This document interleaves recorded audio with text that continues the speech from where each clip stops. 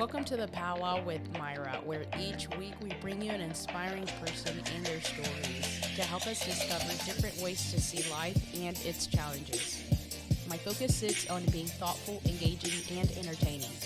I hope you enjoy it. Thanks for watching. Well.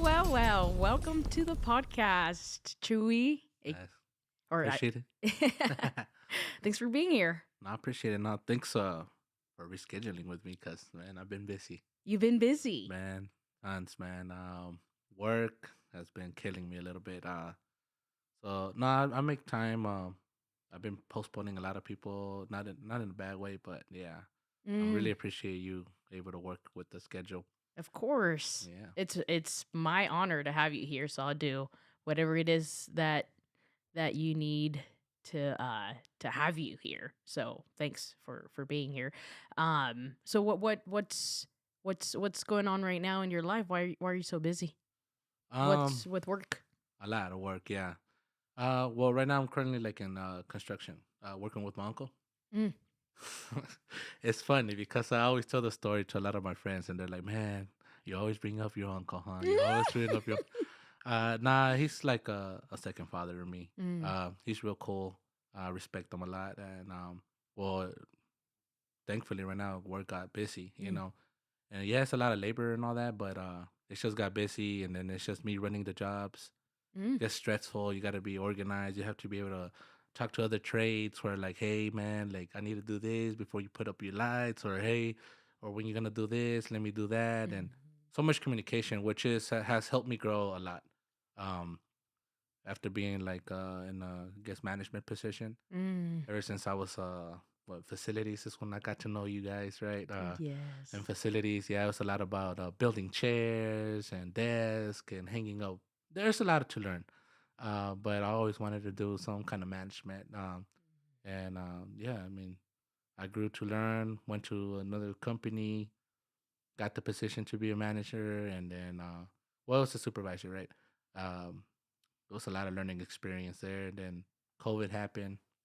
We got let go, a lot of us, or furlough, whatever the word is, For Mm-hmm. God, it was a new word for me. I was like, what is that? Am I going to come back or not? And it was crazy.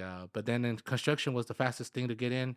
My uncle needed help. I was like, man, I'm in, I'm not going to go somewhere else. I know I can. A lot of people tell me, man, when you going to move on or stuff. But I'm like, man, I'm so into it. I kind of enjoy it, Mm. you know. There's a lot of things I could do. Honestly, I know that I could do a lot of things. So people tell me, and it's just, I guess they just stay shocked that, like, man, you still doing that, and it's Well, tough. construction is great. I mean, not everybody can do construction, and especially it sounds like you're helping your uncle kind of run Mhm. the They business. give me a school, so then they're like, hey, finish that project, and Mm. he don't have to worry about it too much or stress on it too much because they're always like, we need to talk to the superintendent. We need to talk to the manager of this company or whatever. They need to get to do. So then I'm there, so always talking and. Well, you're very charismatic. I always enjoy talking to you. That's one of the reasons why I reached out to you.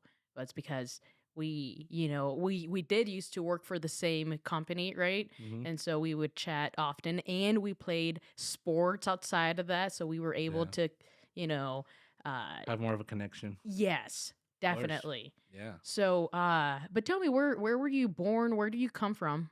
What was your childhood like? Oh man, yeah. So I was born here in Dallas, Parkland Hospital. Yeah. And then when I was little, my mom took me back to Mexico. That was the plan. My dad was like, "Man, we're just gonna come back and we're gonna race you over there." But I guess after a few years, I don't know what my dad decided to come back to USA. I mean, he was over here and I was over there with my mom. Mm, Yeah, and then I went to school over there. I actually went to pre-kinder, kinder, and first grade. okay. So my Spanish is Plus, all my family talks Spanish. It's not like it's okay. So maybe next time I'll talk on a podcast like this or whatever. I'll speak Spanish. Yeah. But yeah, no, yeah, that was the plan over there. But ever since I was little, I mean, um, I studied over there, made friends over there, came back over here. Um, my English was hard to my second language, obviously, right? It was hard to learn a little bit. I was made fun of when I was a little kid because when they used to put me to read out loud, when we were little kids, hey, read this paragraph. Come on, it's your turn. And oh my god, one of the words that I couldn't say, and I still struggle sometimes, not a lot, but was beach. And I was like, everybody was ready because it was like in the beach, and they're like, "What?" I was like, "Man," and I was always shy, and I was like, "Man, I don't want to read. I don't want to read out loud." But I do have a professor. Well, he was a teacher at the time, obviously, and now he grew out to be a lot, man. He kept on his education. His name is Marcario Hernandez or Mr. Hernandez. Mm. He was my third grade teacher. That guy right there, I have so much respect. We bonded a lot. When I was little, right, he continued his education and all that, but he never put me aside to go to ESL or whatever, Mm. English as second language. He kept me in his class and was like, "Hey, I'm gonna need you to go over there, sit down with the other kids, and Mm.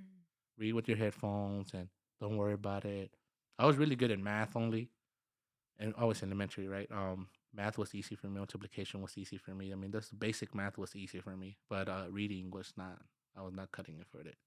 So he helped me out a lot reading, and he taught us a lot of stuff. So Wow, Mr. Hernandez. Mr. Hernandez, now he's somewhere in UNT Dallas. So I forgot what title he has now, but he's big now. So I'm pretty proud of having someone like that and continue his education. Now he's helping. I'm sure he helped a lot of kids, a lot. So So you're still in touch with him?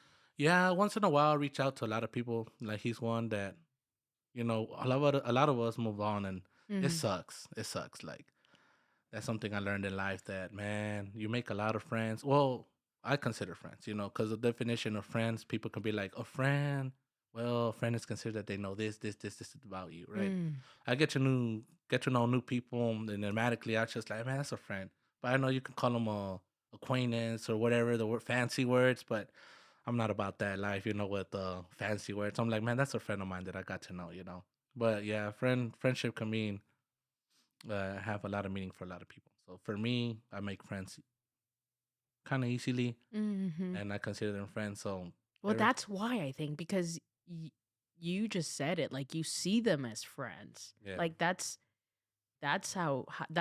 how you take it in. yeah, And so, I mean, it makes sense. Look, the I don't even know how long it took us to really get to know each other, but it was very instant, I think. yeah, and yeah, that's what I have about me. I think right now lately that I do appreciate myself as I've grown through the Mm. years. I noticed that I have that. I don't know how to say it in Charisma. English. Charisma, you want to call it? I Mhm. guess un don. Mhm. That with anybody that I talk to, most of the time it goes well. Like I try to talk to them right and try to get to know them good, and I don't know, it helps a lot of people open up with me. And I like to listen. Sometimes I listen, hey, talk to me, what's going on. Mhm. And that's how I make a lot of friends. But then those friends, and it's also my fault, not theirs, like like you guys, I haven't seen you in a minute. But I do consider y'all close friends. If y'all need anything, I'm there. If I can, I try to help, in any way I can. So I'm like, Yes. man, even close friends, I don't see them a lot. And it's not an excuse about work all the time. Yeah, it could be work sometimes, but it's just they're busy, I'm busy, and but sometimes I do. That's one big thing about me that every time I see somebody or once we're done with this podcast, of course, I'll probably be, man, I love you guys. Thanks for having me. I know I don't see you a lot, but I do love because we don't know how long we're here in this world. That's Right. one big thing that hits me a lot. That Mhm. man, a lot of people go young, and Mhm. some do last a long time. And I lost friends that very young. I feel bad. One that really hit me too was in Mexico.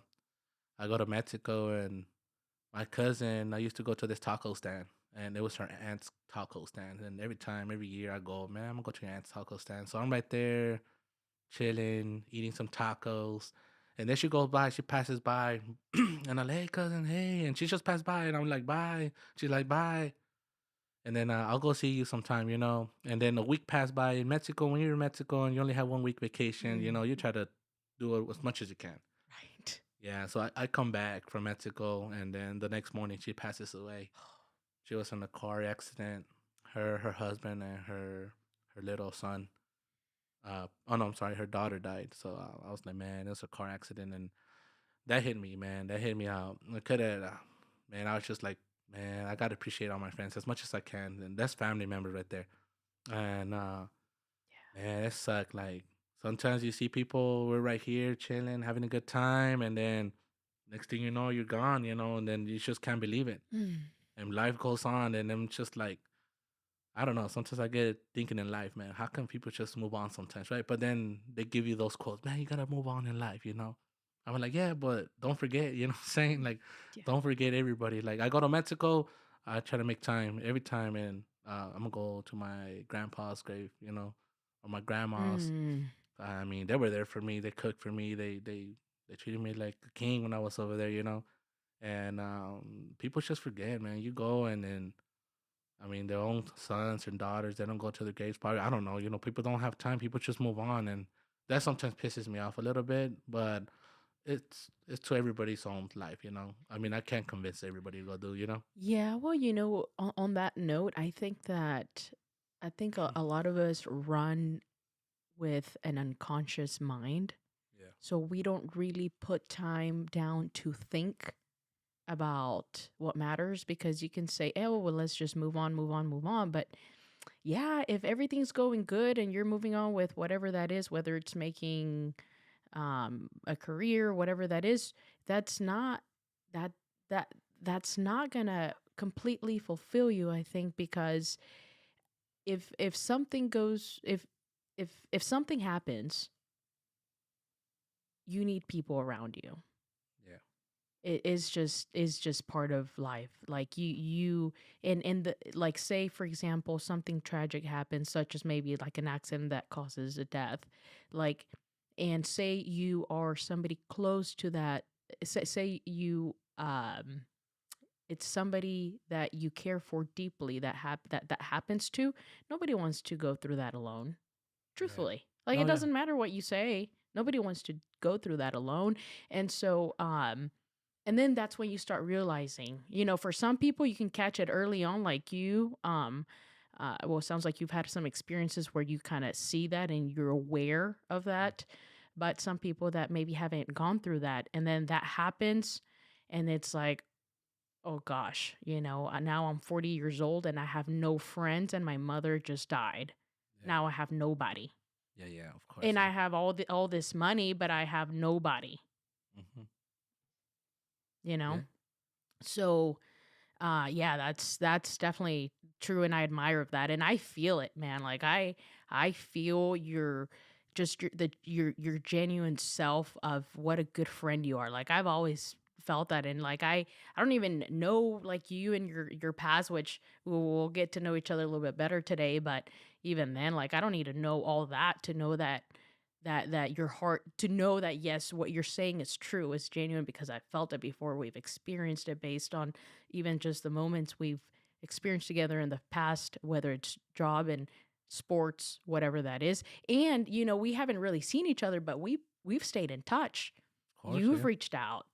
I've reached out, and like it's true. It's what you're saying. It's spot on, and I feel I'm in agreement.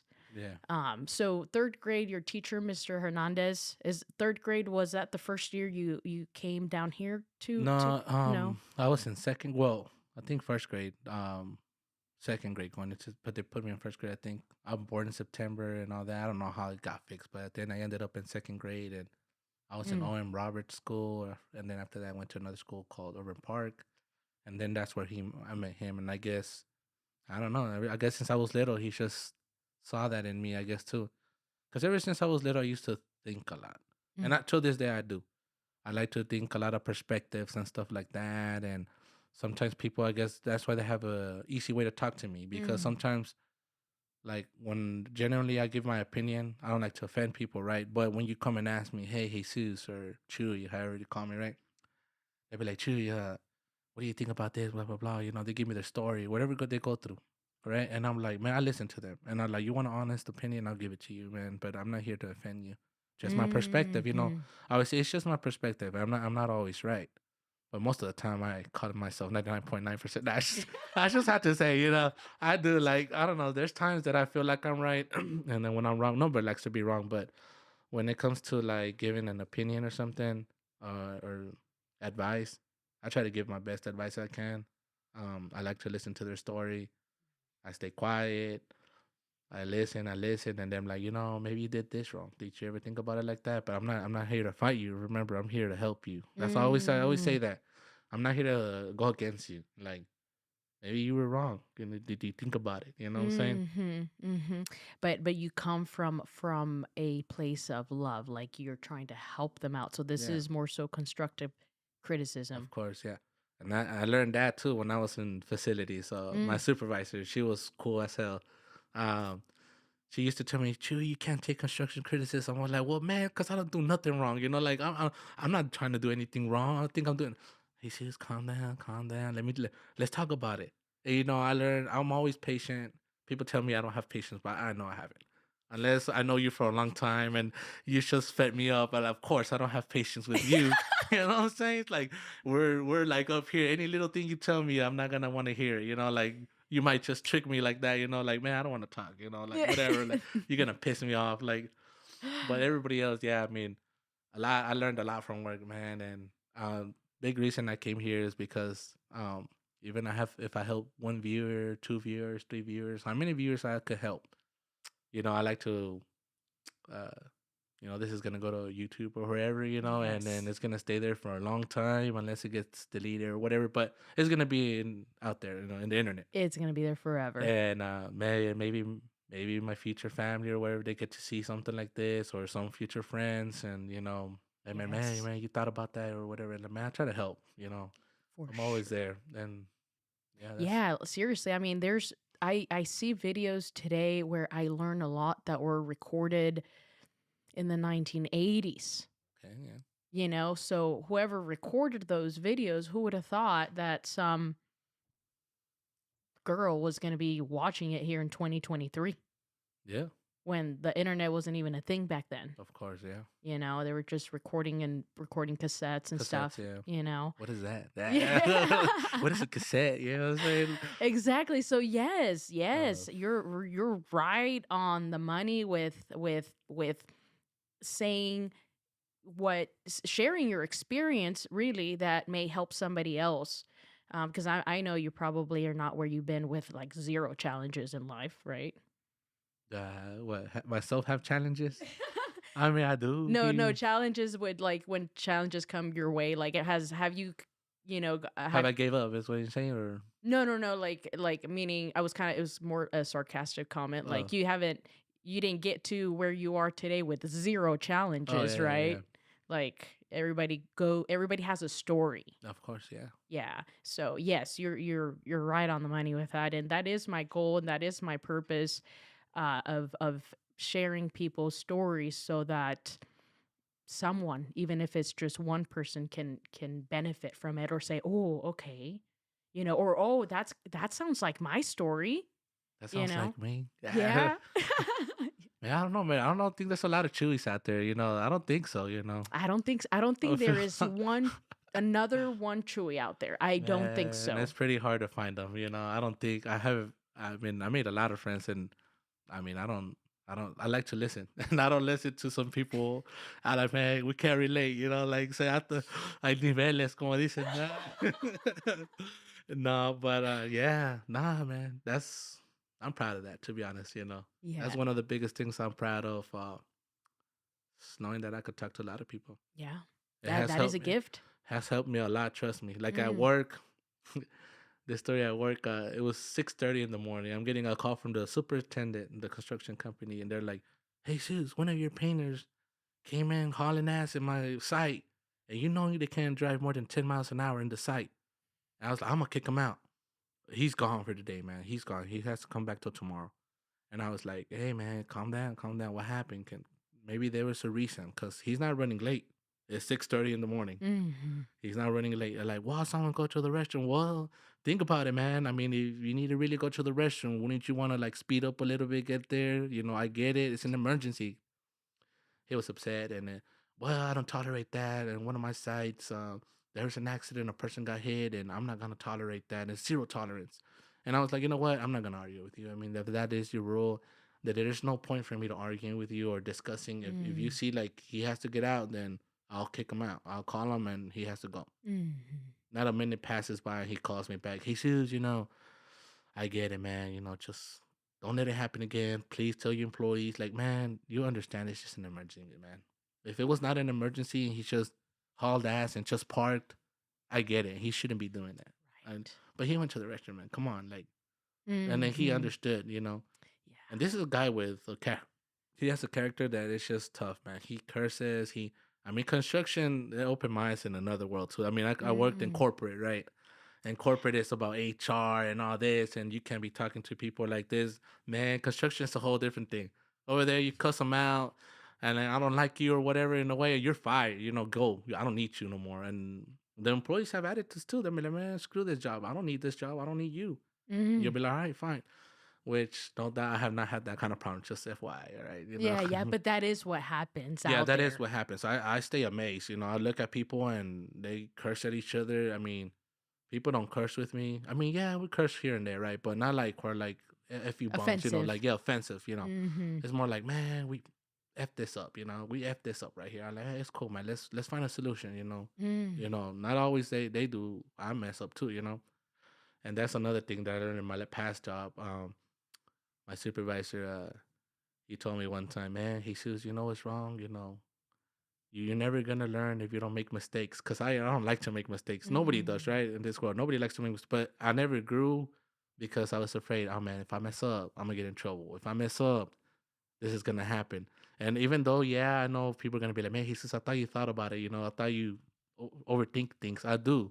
But you don't learn if you don't make mistakes. You don't learn, right? It's like this Yes. podcast. We're getting better at speaking, and like you say, right? Yes. With time, we're gonna be way better, right? Exactly. So it's the same thing. You're gonna mess up. I'm gonna mess up. Maybe in the beginning of this podcast, I was kind of shy a little bit, you know. But as it goes on, maybe I'm more smooth. For sure. For You sure. know what I'm Well, saying? it's the same concept as walking. Like, Yeah. did you just were you born and just started walking? No, of course not. You know. Like you had to stop little but step by step, and then you maybe started taking a few steps, and then you would fall. And even if once kids start walking, they fall often. Why? Because they're learning. Yeah. And so that's literally like, if you see you say, you take a look at different perspectives. Like, to me, that was a big perspective, because I can relate a little bit with you with, like, trying to be a perfectionist, and trying not to make any mistakes, At all. if possible, Mm-hmm. at all. And so, sometimes, yes, that definitely, like, I've learned as well that holds us back Yeah, it does. It does. 100%. Yeah, like my leadership skills, in my opinion, I think has gone above. Like back then, I was afraid to tell people what to do Mm, because I feel like, oh man, he's gonna come back and tell me this, and how can I approach? confrontation. Yeah, confrontations. I don't like confrontations a lot because eh, it's gonna depend on the person's, I guess, ego or whatever you want to call it. Where like, man, I don't care what you say, dude, or whatever, and then I'm gonna be like, well, I don't care too. You know what I'm saying? And who's gonna Hmm. be the more top? You know? I hate that. Like, man, quiet, man. I know I'm gonna win in my mind. I'll stay quiet. You get your little pride with your he tell me crap. I'm like, all right, whatever, dude. You know. Hmm. But no, I did learn a lot. And that was one of the biggest quotes that I got from my last supervisor. Like, man, if you don't start making mistakes, you ain't gonna learn anything. And over here in the other jobs that I'm at right now, um, different construction, I messed up a lot. I learned, and yeah, it's going. I mean, it's a learning process still. I And mean, you're building as a person. I'm sure your character has grown. yeah, um I think, I'm sure you can see that within yourself, and I know that because you're talking about it, and you see now, you've shifted perspectives from trying to be something like a perfectionist to saying it's okay to make mistakes. yeah. And then that's why I'm here. Like Mm. some young guy or some young girl out there, maybe it's like me, you know, even though I don't think it's rare. And then they probably don't want to mess up, you know, like, Yes. oh man, hell no, like I'm not gonna mess up, and I know I got this right, you know, and you know you gotta mess up, you know, you have to, and then you'll learn more. But back then, hell no, it's a no tolerance for me on messing up, you know. Ain't no way, ain't no way I'm wrong, and man, it hurts when you're wrong. Well, in a way, it probably put you in connection with like the right people to say, "Hey, man, like this guy has potential. Like he's serious about things." And then, Yeah, but now you got to the point where like, okay, Jose, like, Jesus, sorry, no, it's you're like, good. okay, Jesus, you have to like grow. It's time for you to Yeah, grow. So yeah, I mean, that's, I guess in some sense, it helped you get somewhere to see where like people saw what yeah, your potential, cause because yeah, I you didn't mean, settle for mediocrity. yeah, and then one of the biggest thing is that school, Mm. I think is important. Let's get it out there, students. Hey guys, go study. I never finished. I got my associate's degrees, and then some people, man, and then I was like, man, come on, Jesus, you should have finished. That crap is easy, man. But if it's not in me, it's like I don't want to do it. I hated school. Like I ain't hated like that much. I just hated that I had to study for a damn test, and I'm like, man, just let's talk about life. That's why I guess I love construction right now. Mm. This is about past pace. Let's get it learned. Like, we fucked up right here. Let's get it done. You know what I'm saying? I'm like, okay, that's good. It's a life experience. But yeah, knowledge is powerful too. Obviously, when it comes to knowing your rights, OSHA and all this stuff that I didn't know, I'm like, man, if I had to study, some of that maybe I'll know. Learning how to read Mhm. plans. Literally, Mm. I have not taken no class on how to learn read floor plans. Like Mhm. they just gave me the stack of floor plans, and you're gonna see right there what color walls goes and all this stuff. And I had to sit myself there and just go through it. But I wasn't shy to go ask the superintendent for the construction. I like, man, I go ask him. I don't care. Like, Mm. but my uncle would be like, don't be asking all the time because they're gonna be like, what kind of manager do I have out there that don't even know how to read plans? Man, I don't care. I Yeah. like that. One thing this superintendent is gonna appreciate of me is that I'm going out there to make sure that am I doing the right color? Is this the right updated plan? Because sometimes they give me an old plan from like 2 years ago, a year ago, Mm. because this is architectural stuff. They formed this a long time ago, right? But then the owners come and that, man, I never liked this white. Let's do it beige or something, right? Mhm. So there was changes. So why am I gonna paint this room white when they want it beige now? Right. So I like, man, I'm not scared to ask, Yeah. and then there's this superintendent that was like, man, he says, you know what? He saw me, man. I got there, I scope out the place, a new job site. That's how I go. They send me to a new location. I don't know nobody. I start making, oh, you're the boss for the electrician. Okay, cool. And you're the foreman for the drywall. Okay, cool. You're the foreman for this. Okay, cool. So I get to know who's all the bosses, right? And then I get to see their character. Mm. Because this school that I went to, oh my God. When I got there, I'm talking about this guy with a cowboy hat, hard hat, obviously, it's construction, but it's cowboyish. Mm. He has his cowboy. He has his Oakley glasses, you know what I'm saying? He Mm. has his iPad with the strip right here. I mean, he's over here top dog, I mean, he came to me real upset. He was walking out like, hey man, you're the painter, right? You're the foreman for the painters. Like, yeah, yes, sir. What's going on in Spanish, right? Like, I don't want y'all to be using my lifts. I like, look at y'all, man. Y'all using my lifts. Y'all leave them dirty. And then at that, they're not going to have battery when I want to use them. Mm. Y'all don't put them to charge. And I can't even see this guy in the eyes, right? Because I like to, study them, as that's what I call it, right? And he has his Oakleys, and I can't, man. I mean, who is this guy? I just got here. Mm. And he had this personality where I'm like, man, this guy, well, we're not gonna get along. It's gonna be a tough ride right here, right? And I've been in that location for 5 months already, until now we broke eyes finally. you Re- know, yes, because he knew he was gonna need from me. Like I was like, Mm. dude, you're being messed up. Like, and I talk to him in Spanish respectfully, and he yells. He'll talk to me like down here, like you're down here. Like I ain't. I just talk to him normal, you Mm. know. And so how did I handle him? Well, basically, I'm like, I'm not gonna fight with you, man. We have a boss, and we have to go to the superintendent. So he's gonna tell you what to do. I might tell you, hey, I'm gonna need you to have this room done for me by tomorrow, and you're gonna be like, hell no, I'm not gonna have it done.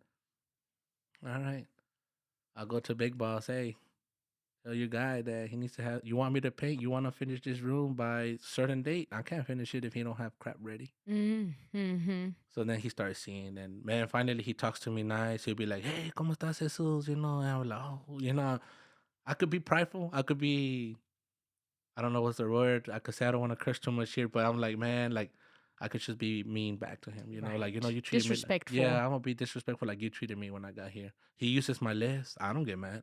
Mm. Like, oh, I see him using. Sometimes he don't ask. He just grabs. Sometimes he asks and he grabs, and I'm like, yeah, go ahead. And I guess after he saw that I ain't backfire on him, he Mhm. kind of cooled down. There's Mhm. another guy too, the AC guy, man. He came, oh, start putting, blah, blah, blah. He started cursing at me, and that one I kind of, Without even knowing you? without knowing me, these are guys. I mean, I'm telling you, in construction, you have a lot of prideful guys. I feel that you do. Mhm. There's some people that are humble, but a lot of them, since they want to get the job done and blah blah blah, they'll be like, they just come with an attitude. I need, and you, I need you to do this. Mm. That's why I told you, like, if a worker ain't doing the job right, fire him on the spot. Like, hey, I don't need you no more. You don't know how to do the job. Get out. And I'm like, man, in HR, that's not as in corporate. In corporate, you can't talk to me like that.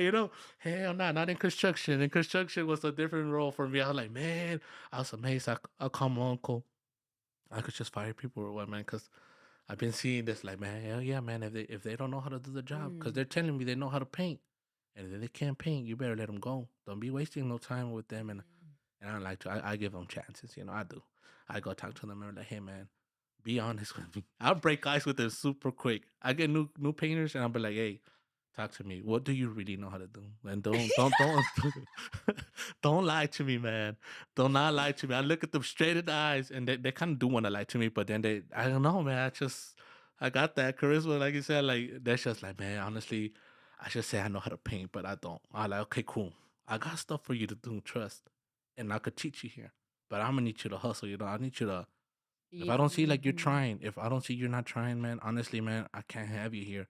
And sometimes people come in pairs, or one guy brings three guys, in a car. Mhm. They carpool. I'm like, man, there's out of those three guys, I probably have one good painter. And I'm like, I don't want to let them go because, man, they tell me their stories too. I listen to them sometimes. I like to break guys. Like, man, tell me what's going on, man. There's not a lot of working hours, man. Right here, you got a lot of work. I'm like, yeah, man, I do. I mean, we be putting 70, 60 hours a week. Mm. So I'm like, we do have a lot of work, but we can't BS all the time. You gotta help me. You know what I'm saying? Because if I have 10 painters, I mean, think about it. The company is gonna be like, man, you got 10 painters. You're doing 10-hour days. That's 100 hours a day. These are companies that want to make money. They're not just gonna pay me. They're gonna be Not like, charity. no, yeah, they're gonna be like either the manager is not doing his job or what's going on. And I'm like, come on, help me. You know what I'm That's saying? gonna fall down to It's gonna you. fall me because I'm the responsible one. I get the credit if the job is done right and badass. I'm gonna get the credit. But if it's Mhm. messed up, I'm the one that's gonna get yelled at, not them. You know what I'm Right. saying? I'm the one that's gonna get yelled at. So I break ice with them. I tell them all the truth. Hey man, I got a boss. He's gonna come straight up, and if you suck Yeah. and you're not kicking ass, you're out, man. Like he's gonna come to you with an aggressive tone. He's not gonna come with a tone that I'm coming at you with. And Yeah. yes, I get frustrated. And people that work with me for a long time, they get to know me. They're like, "Hey, Jesus, we know when you're upset now." I'm like, what you mean? You read me that good already? Oh yeah, man. We know you like to talk a lot. You like to make jokes, but man, when you're stressed, when you're upset, you should stay quiet. You give that Mm. eye. I'm like, yeah, man, because I don't know what to tell you. I wanna sometimes like curse you out in a way. And I'm not gonna lie to you. Like, man, I've been talk to you nice. How come you don't listen to me, man? I've been giving the perfect example. Like, I'm the boss, man. I'm the boss, right? I bet you if I come, I arrive at a job 7:30, right? Let's just say I get there late. I bet you're gonna be like, ah, he comes, he comes. Oh, they call me Jesse there. I got so many names. Just FYI, a lot of people know me as Chuy. My name is Jesus Perez, and then I got my family calling me Jesse. Everybody calls me Jesse, and at work, well, since it's my uncle, Mm. he calls me Jesse, and everybody at work be like, oh, that's Jesse right there. Mm. Even I go to Sharon Williams, they'll be like, hey, you're Jesse or Jesus? I'm both, man. Like it's just me. It's just they give me that nickname or whatever. I don't know how I got Jesse, but I'm called Jesse sometimes. For how long? Oh man, it's just my childhood. My dad Oh, is okay. my dad is Jesus, and they call Fair. him Chewy. But at work, it's weird. It's weird because I don't know why they call me Jesse. But at work, they call my dad Jesse, which Mm. is weird. One time they called the house when we had phones in the house. Everybody has cell phones now, right? But they call like, "Hey Jesse," I'm like, "Hey." And I said, Jesse, like, "Well, yeah, yo soy el Jesse. I'm Jesse. You know what I'm saying? Like, what you mean? Oh, no, no, no, tu pan. Oh, sí, ahorita le paso Jesús al Chuy. No, Jesse. Like, oh, okay. So then I talked to my dad, like, they call you Jesse at work? Like, yeah. I'm like, well, what the hell, man? Why you call me Jesse here? Why don't you keep Jesse and I just kept Chewy, you know what I'm saying? Like, but all my family calls my dad Chewy. Like, I don't get it, man. Like, you got it all messed up, man. You know, we got all these nicknames and stuff, like, whatever. Yeah. Yeah, it's so funny. So, yeah, I tell my workers, man, they call me Jesse. Oh, here comes Jesse. I bet you don't go, oh, hurry up, hurry up. Here comes Jesse. He's gonna get mad. Hell nah. Y'all just chill. You know what I'm saying? Y'all chilling. You know what I'm saying? Don't lie. Like, oh, but here comes my uncle. Here comes the big boss. Oh, shoot. Aquí estamos patrocinando. Here we are, boss. You know, working hard. You know, yeah, yes, sir. Yes, sir. I like, come on, dude. You think that don't piss me off? I like that. That's like, I don't respect me. You know, come on. Mm. So yeah, my objective, I always motivate them. I'm like, man, if they want me to have this section done, let's get it done fast and good. Mm. Right? We get it done fast and good. I don't care if you're your phone. I don't care if you over there talking on the phone, playing. I don't care. I'm Just not get gonna it I'm, done. I'm not gonna push you to like, oh, we finished this section. Let me push them over here. You know, no, because I gave you my word. You Mm. know, Mm. because I need this section. You know, the construction side is telling me, hey, Jesus, I need this section done. Section A, I need you to get it done. I'm like, all right. So I got a lot of painters. I tell them I need you to get it done. If y'all get it done fast, cool. We get to chill. I don't care. Right. We're all winning. You're getting Mm-hmm. your 10 hours. I'm getting 10 hours and whatever, you know, you're getting your hours because they care a lot for hours, right? Okay. Is that There's, how they get paid by yeah, hours? hourly. And then some places that they only give them 40 hours. I mean, the complaints are like all the construction sites are super far. You know, Mm. I'm right now. I'm coming from Prosper, Texas. You know, so Mm. that's like an hour 30 something, hour 50 with the traffic right now. Yeah. It took me a little bit to get here, but so I tell them, all right, well, let's win, let's win. So let's work, and instead of me letting you out at 5:30, you know, I'll be chill. Let's go at 4:30, you know. But I need to see production, you know. You got Yes. it's a win-win for everybody, and then you're gonna get your 10 hours, right? And Yeah. they're like, yeah, hell yeah, and they get motivated. And that's all it is about. Ever since I was an employee for anyone, and there was management, um, you know, I was like, man, how come they don't motivate their employees this kind of way, right? Like, I Okay. mean, if I had the management, you know, I would do it like that. And then Mm. I have friends, you know, Mm. that tell me, he said, you should start your own company. But then that's a fear for me, right? I do want to start my own company. I've been told a lot, you know, maybe you should go do painting. You know, you're very knowledgeable about it. I think you'll be all right. But the thing is, um, it's the fear that I care so much for people that if I don't have enough jobs, you Mm. know, like I don't get another construction site, or like, hey, I had this school, but they don't give me more schools. What am I gonna do? Like these people rely on me, and Mm. I'm so caring, you know. So I'm like, man, that's the only thing that gets me. Sometimes in Takes a business, toll on you. oh yeah, sometimes in business you just gotta be like, hey man, it's part of the job. If I don't have jobs, you know, I'm gonna have to let you go. I mean, other companies, corporate, they let people go. Right. People that've been there 20, 30 years, 15 years, and it sucks. That's why people say you're replaceable like that, right? Yeah. But like me, like I want to have a cool, company. You know who doesn't, right? But a company needs to make it's a business. You gotta make money. You gotta be able to. But then I care. Yes, all side the business guys to make money. Yes, but at the end of the day, I tell all these employees that work with me, I like, man, I want you to come home, come with me to work happy. Not that Mm. like, man, I gotta go this side. It's gonna suck. Obviously we're not happy all the time, but I try to bring light into them, happiness or something, enlighten them. I don't know. That is so needed. Yeah, That is so so needed. sometimes, yeah, I mean, It's needed because there's a lack of that out there, I think, and you see it in many places, but you're experiencing it firsthand in the construction site, and your heart is just so noble, and I think that is what it's needed. Maybe that's your calling, right? And so I think if you want to create your own business, I know you will, and you'll do it maybe when the time is right, and maybe once you feel like okay, you're ready to take the net, and maybe you won't feel ready, but you'll know, maybe it's like, all right, what else am I waiting for, right? yeah, I mean, So I think you're getting there, and I think you will create your business, and I think your business will be I think it will flourish simply because of your ethics and because you care.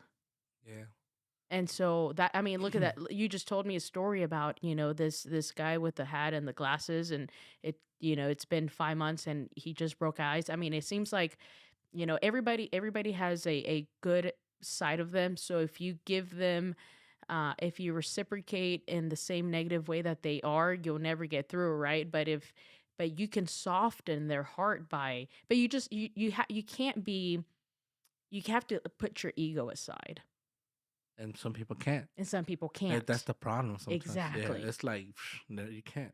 And that's when I am become a little confrontational. When people don't want to put it aside, I'm like I could act like that too, man. Like I could talk to you rough. Hmm. I might have a nice little happy face that oh he ain't gonna tell me crap. No man, I could talk me and trust me like I can. I just don't Hmm. want to. There's no need for me. Yeah. Unless Just you have to go there. yeah. I mean yeah. I gotta put a foot down. It's like you say. You know. I mean I got Respect. yeah. Like you gotta respect me. I mean and that's the word I use all the time. You wanna gain my respect. You gotta give me respect. You know like Hmm. you're not gonna get respect from me. Like you're gonna need something from me one day. And Hmm. and then that's if I. But I don't say it like that. I'm telling you right now how in my mind Right. because if I say it like that to you, like if I tell you, man, you're gonna need something from me one day, your Right. ego or whatever, you're gonna be, hell no, no, I'm not. I'm not Right. gonna need nothing from you. I don't care Yes. what you But are, you who you are, but know that in the back of your mind. yeah, because I know that's how they're gonna uh, Uh, react. Ain't Yes. no way you're not Yes. gonna win.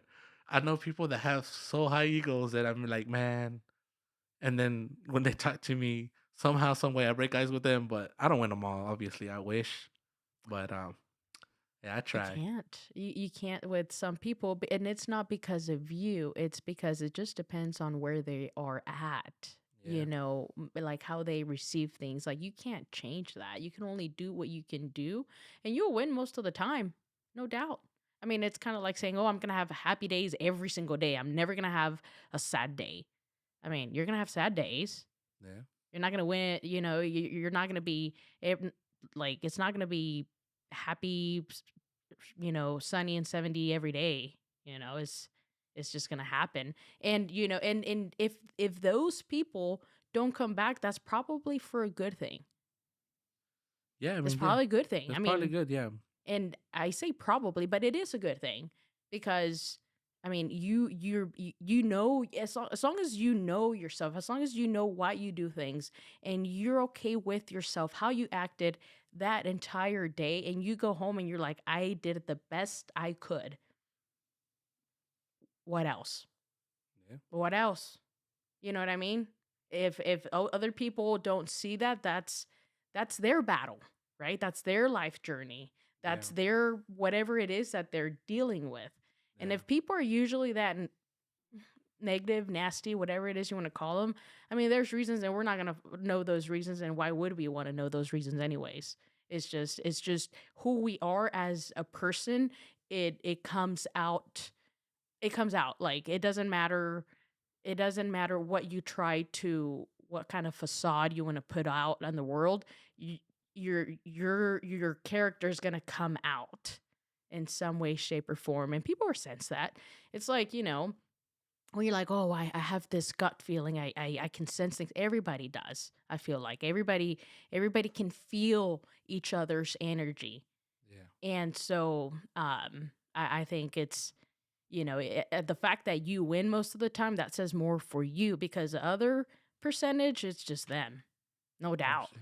What about Logan? Does he even win? Does he what? I said, does he even win? Nah, just kidding, man. I just want to give props for my camera guy over there, man. He's great out there, you know.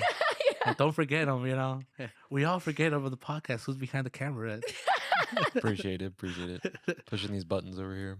Yeah, hey, you know, we had to keep him, in the loop. Yeah. See, you're so kind. That's why I love you. Oh my gosh. Yeah. So, okay, so you come to the US when you leave the US, and then you come back and you're in third grade, second grade, you said. Second grade, correct. Okay. How was that the shift, moving from Mexico to the US? I guess that's where I get a lot of my personality, you know, my way of being. Mm. In Mexico, man, I loved it over there. You know, I ride back my bike to school. You know, here in the U.S. it's way different, man. I got to experience both places. You know, and that's what I'm grateful for. Nowadays, kids that are born here, even we're at the age where a lot of people have kids already at the age, Mm-hmm. us, and so I feel like a lot of them lose tradition, which is okay. I get it. We have to, I guess, like they say that word, move on. But I don't want people to forget where we come from. Sometimes. Mm. I go in Mexico. I have my grandma, my grandpa, um, my godmother, mi madrina, mi padrino. See, like right there, I could go deep. Like I forget, like they're still alive, and I don't go visit them, and that's on me. They're there, and man, they treated me so great over there, and that's why I guess everybody loves me over there. Mm. At least I feel like, I don't know if they love me or not, right? That's getting a little cocky, but I feel like they do. In Mexico, I studied. I went, ride my bike. Kids took care of me. Mm. Had close friends over there, and then I came over here, and it's different. Stay at home all day, go to school, come back home. Over there, yes, you come back home, but the street, ahí está la tienda, let's go to the store and get some chips or whatever. I'm Mm. gonna go with my madrina. It's like this community where you live in, that's where you live. Family. Yeah, that's your family because you know everybody. The neighbor knows this and the neighbor knows that. So and that's the ranchos, how they call them in Mm-hmm. Mexico, the ranches. And that's something I learned too. Ranchos is very different for a lot of people and whoever live in Mexico because some people live more south and a rancho to them is a house with big land and animals there, and in a rancho, un ranchito, it's a community. Right. So it's like I lived in a community. So if people out there, rancho, oh, I don't live in a house with a big land. No, it's so community, small community, Mm-hmm. and you have your elementary and all that, and middle school. So yeah, I studied over there, and it was fun. What was your favorite thing to do? What that you did over there? Um, well, recess, I guess. Recent. Yeah. I was a little kid. I remember doing volcanoes with sand and stuff like that. Mm. Man, over there, I got whoopings over there with my mom over there. What do you call those water wells or the ones that are in the dirt? Water wells. Yeah. Yeah, in Mexico, pozos. Uh huh. Oh man, we have farm over there. We live close to farms, and we'll go over there to go get fruits. Like some people have fruits in their land, some people have corn, and as a mother, or father, they'd be like, "Hey, where's my kid?" And we're out there in the farm, but if you don't pay attention, you can fall into those holes, and you just Mm. don't know. But then that's another thing that I learned from here. Like kids from here, without respect, right? No offense to anybody out there, but newborns here, man, if you just pay attention. And I guess it depends on the father, so whatever they could throw me all that in my face, but no, I seen it, so whatever. I see like little kids here, they develop way after than people like in Mexico or more southern Mm-hmm. Central America. By age 5 or 6, you got kids over there that they know how to do things with their hands, like build. Because over there they don't have the tablet. Well, nowadays, yes, probably you see kids more over there getting like over here to giving them the tablets and all that. But over there, when I was younger, man, I was amazed. They could build a rod out of sticks, and I'm like, damn, how do you have the imagination to do that? And we all Mm. have it. It's just that right here, you just get taken to school, come back, and do your little paper homework, and then go, okay, good job, play with your toys if you want to. But over there, the lands and everything, that's your learning experience. You go Right. to build stuff, you go have fun. You use your hands. Yeah, You use your brain and your you hands get to know at the about same time together. yeah, you get to know about animals out there. Like, watch Mm. out the snakes, watch out for ant piles, watch out for this. And right here, I mean, it's more secure. That's how I see it. So I'm like, man, over there, them kids, there's something else.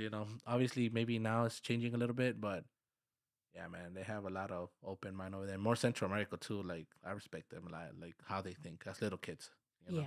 Yeah, for sure. I mean, you see 7, 8 year olds like driving Yeah, vehicles, even driving tractors, yeah, yeah. helping, family around Happy with the family, land. yeah, because it's how it is over there. But we're losing a lot of that, to be honest. Maybe unless you go to, how do you call it, third world, or how do you call it, third world countries or They're whatever. working, yeah. I mean, well, what I'm trying to say is more poverty. Yeah, Say, yeah, well, yeah, I don't know the right. right term. I don't want out there YouTube.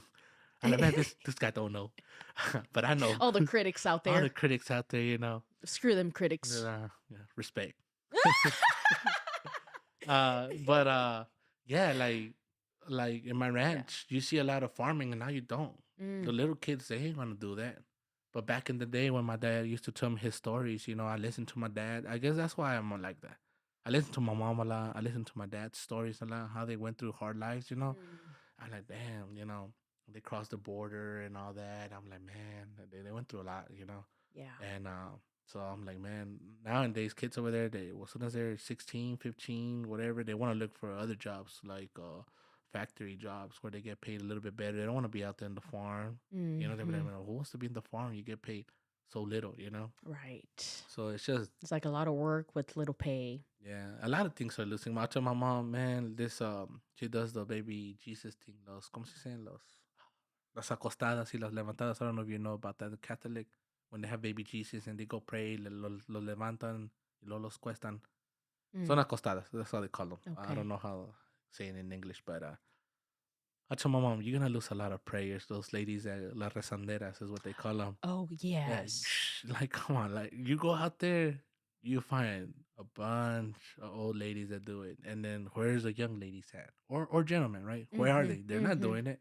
Right. They're not doing it. I'll tell my mom, a lot of traditions gonna be loose. Unfortunately, it's the truth.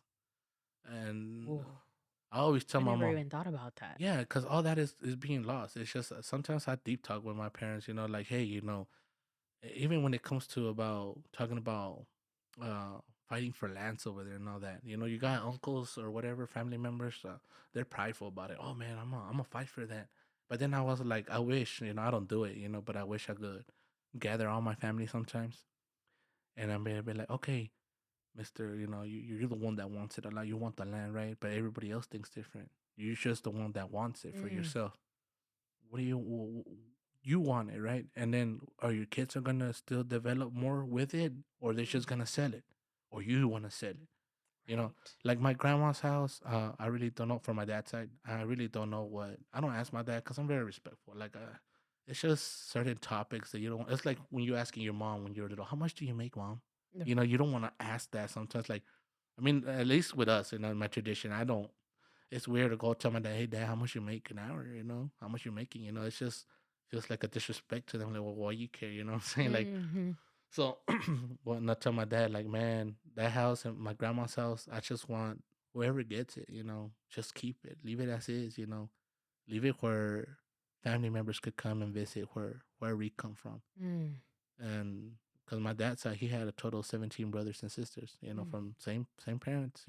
My grandma started young, maybe like 15. I don't know the story, but she had a lot of kids. Bless her soul. 17. 17 years. Can you imagine 17 years being pregnant? I mean, the Did dad, they the all dad, no lived? problem. Yeah. I think one died at a very young age.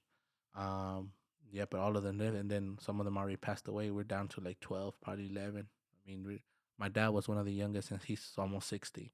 And Mm. he was the one of the babies. So all of them were like right now they're probably 65 plus, 70s, almost hitting 80s. But yeah, man, their time here. But this is how crazy it is. I tell my dad, like, you have brothers, you have cousins of mine that are your age who probably have kids that are my age, that those kids already have kids. You know what I'm saying? Because Mm-hmm. maybe 20-year-olds have kids.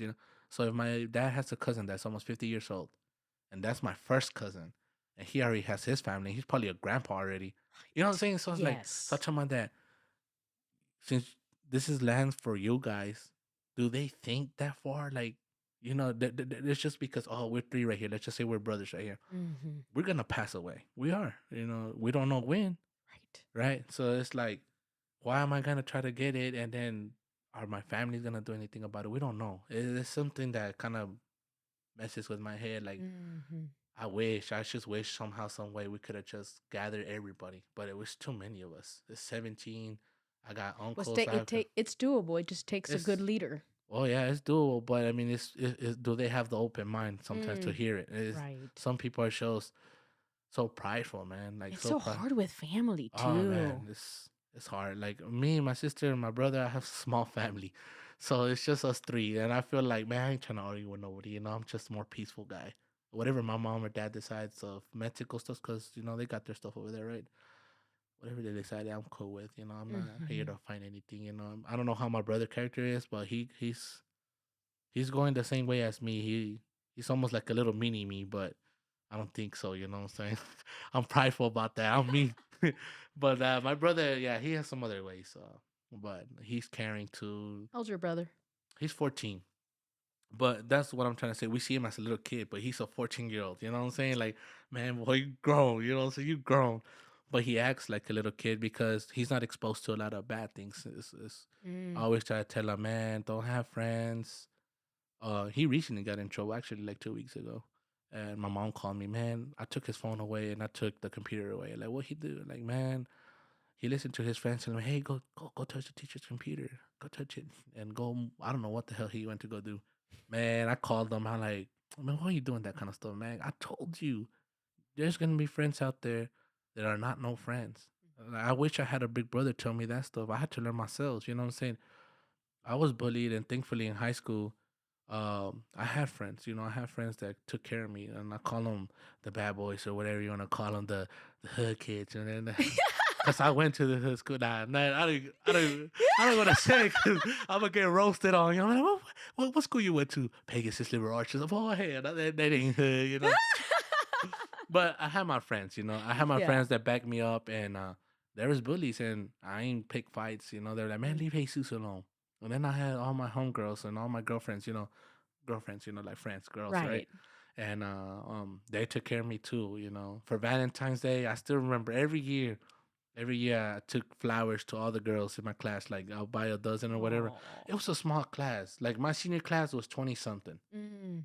So half of that, probably 10 girls, 11 girls. So I took a dozen, give each one a Mm. flower or whatever. And they took care of me. It'll be my birthday. They'll bring me a little cake or something. I mean, it was nice.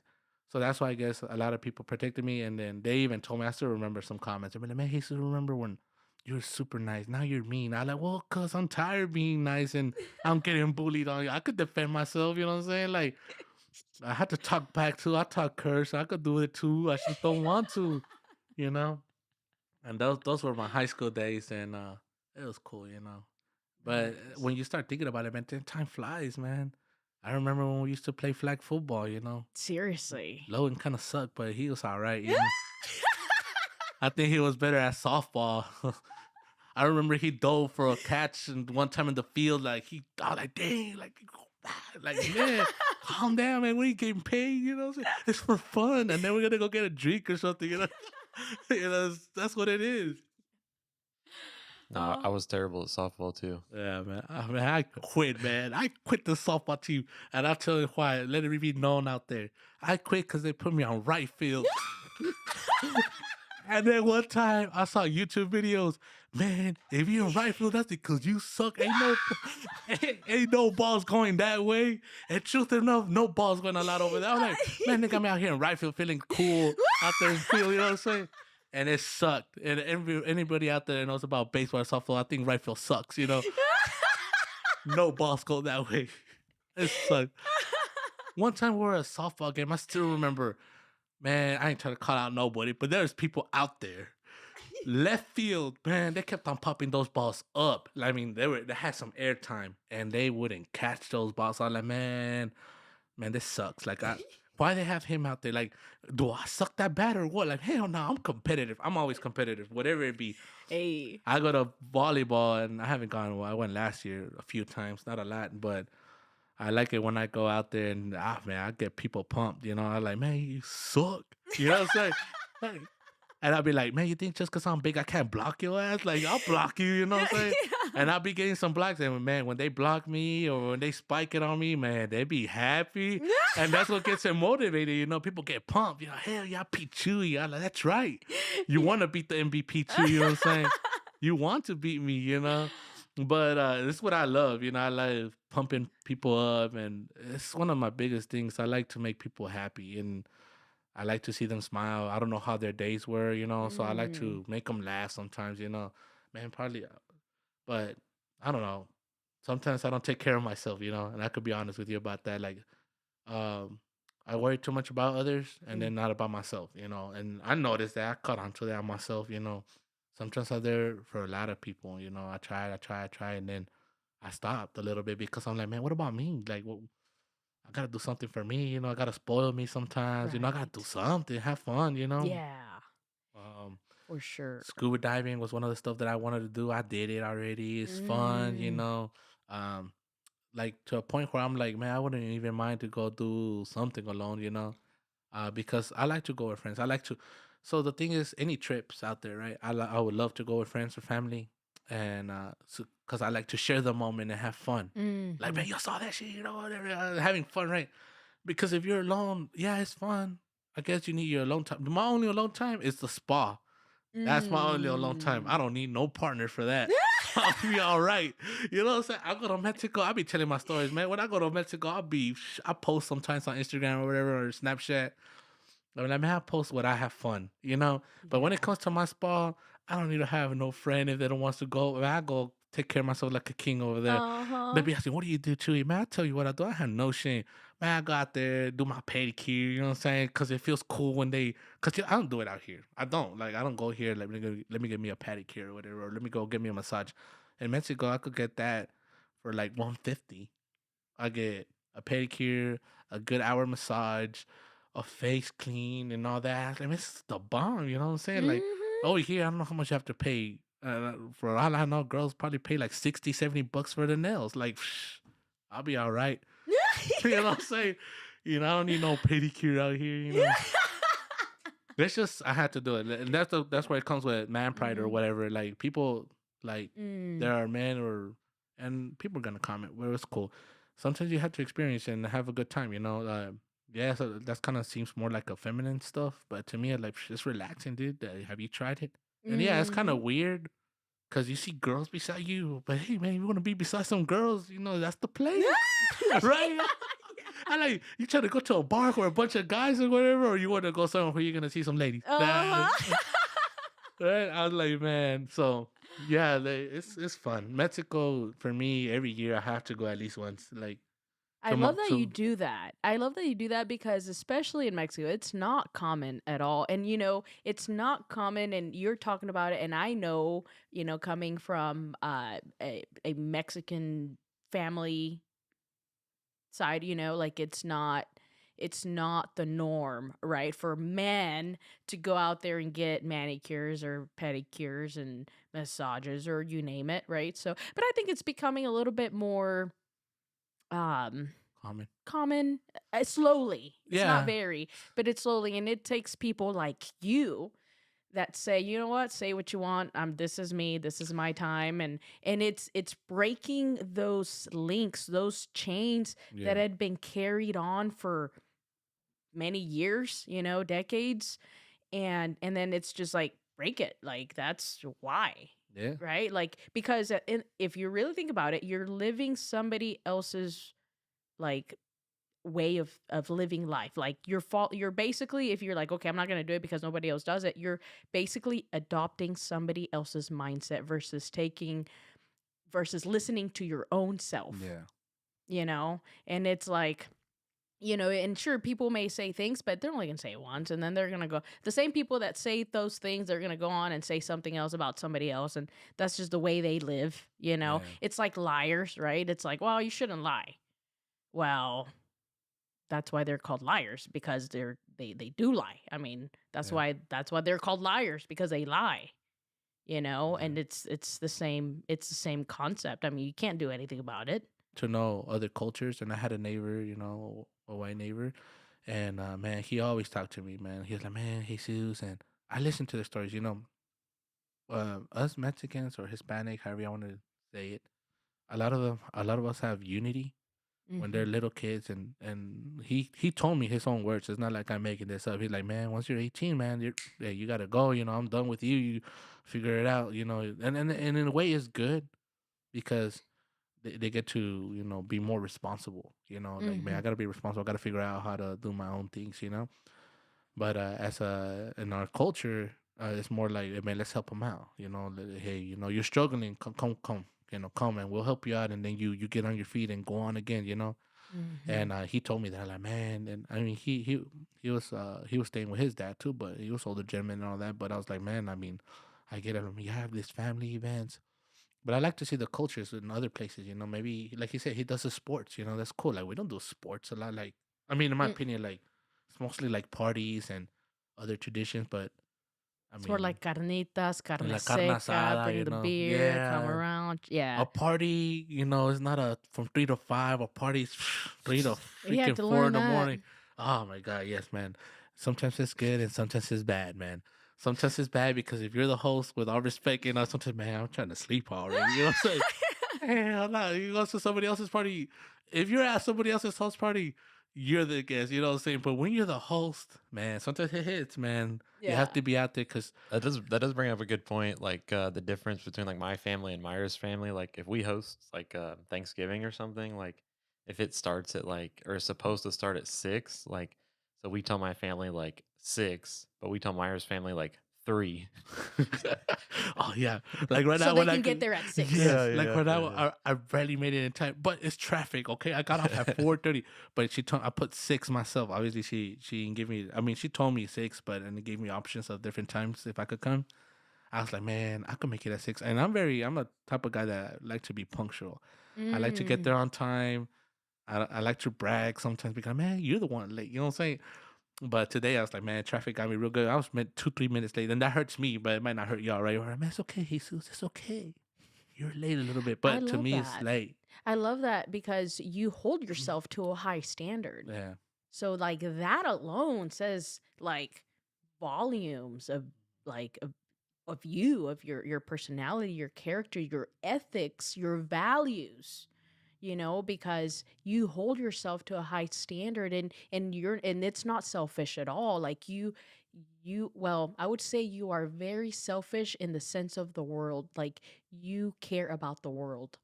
So your selfishness is not you, yourself, and Chewy only. yeah, Your selfishness is with the world. It's like you care about yourself. It's like 360, yeah, it's you, that's you. yeah. No, sometimes trust me. Like sometimes, I think you said earlier, I forgot how you said it, but you were like, you live in others' life, kind of right? You live the life other people Wish or something. want you to Want to live, live, or yeah, think it should life should be this way. Then you start yeah. adopting all these different like Habits or habits, yeah, mentalities. mentality set. Yeah, when I go to Mexico, trust me, like, and in any place, man, sometimes I put my mind to it. Like, I guess that's why I'm very caring. I look at people and I get sad sometimes, and I, man, what if that was me? You know what I'm Mm. saying? I might not be a millionaire, you know, and it's like there's a lot of good people who are like the only one stopping is yourself, right? That's cool. But when you come from a culture or somewhere far away, you're like, man, like they start from the bottom, like super bottom, you know, Mhm. and yes, they could come up, but if their mindset is like, oh, we gotta do this, we gotta be doing the farm only, we have to be the farm, you know, you gotta come and help. Mhm. That's all they do until they break ice or you break the chain, like you said. Right. And I'm like, man, sometimes I look at them and I feel sad, you know, like, damn, like, man. So when I go to Mexico, I like to celebrate my birthday here. I just haven't done it in a while. COVID hit, that year was gone, you know, basically. And then 2021 was still, you know, people are like, you know, still. But I was like, man, come on, man, let's live, you know what I'm saying? There's so many out there, freaking, what is it called?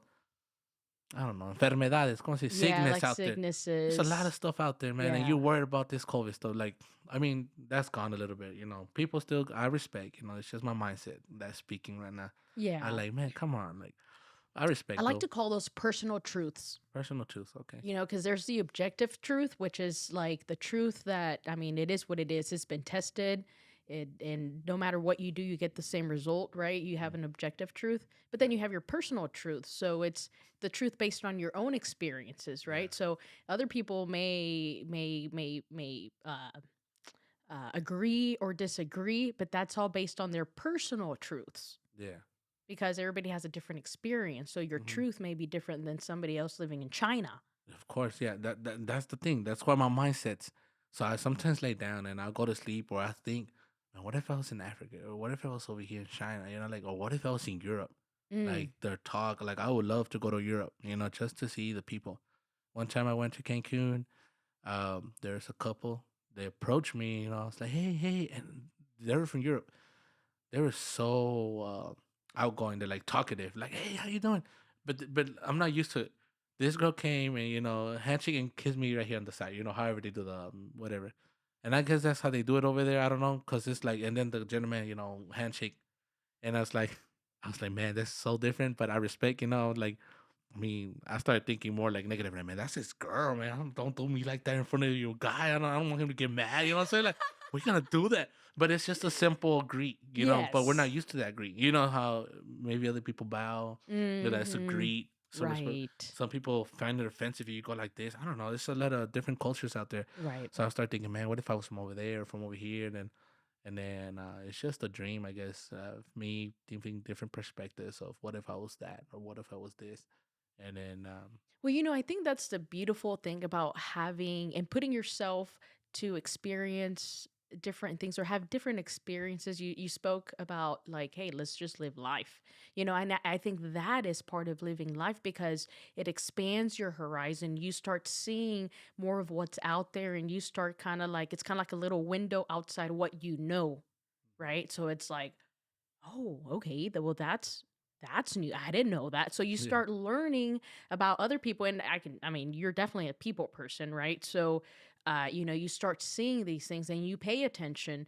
So, you start looking at, oh, okay, well, people from here, this is what they do. Okay, so you start by putting yourself out there and living life and experiencing different experiences you definitely see more. So what happens? Your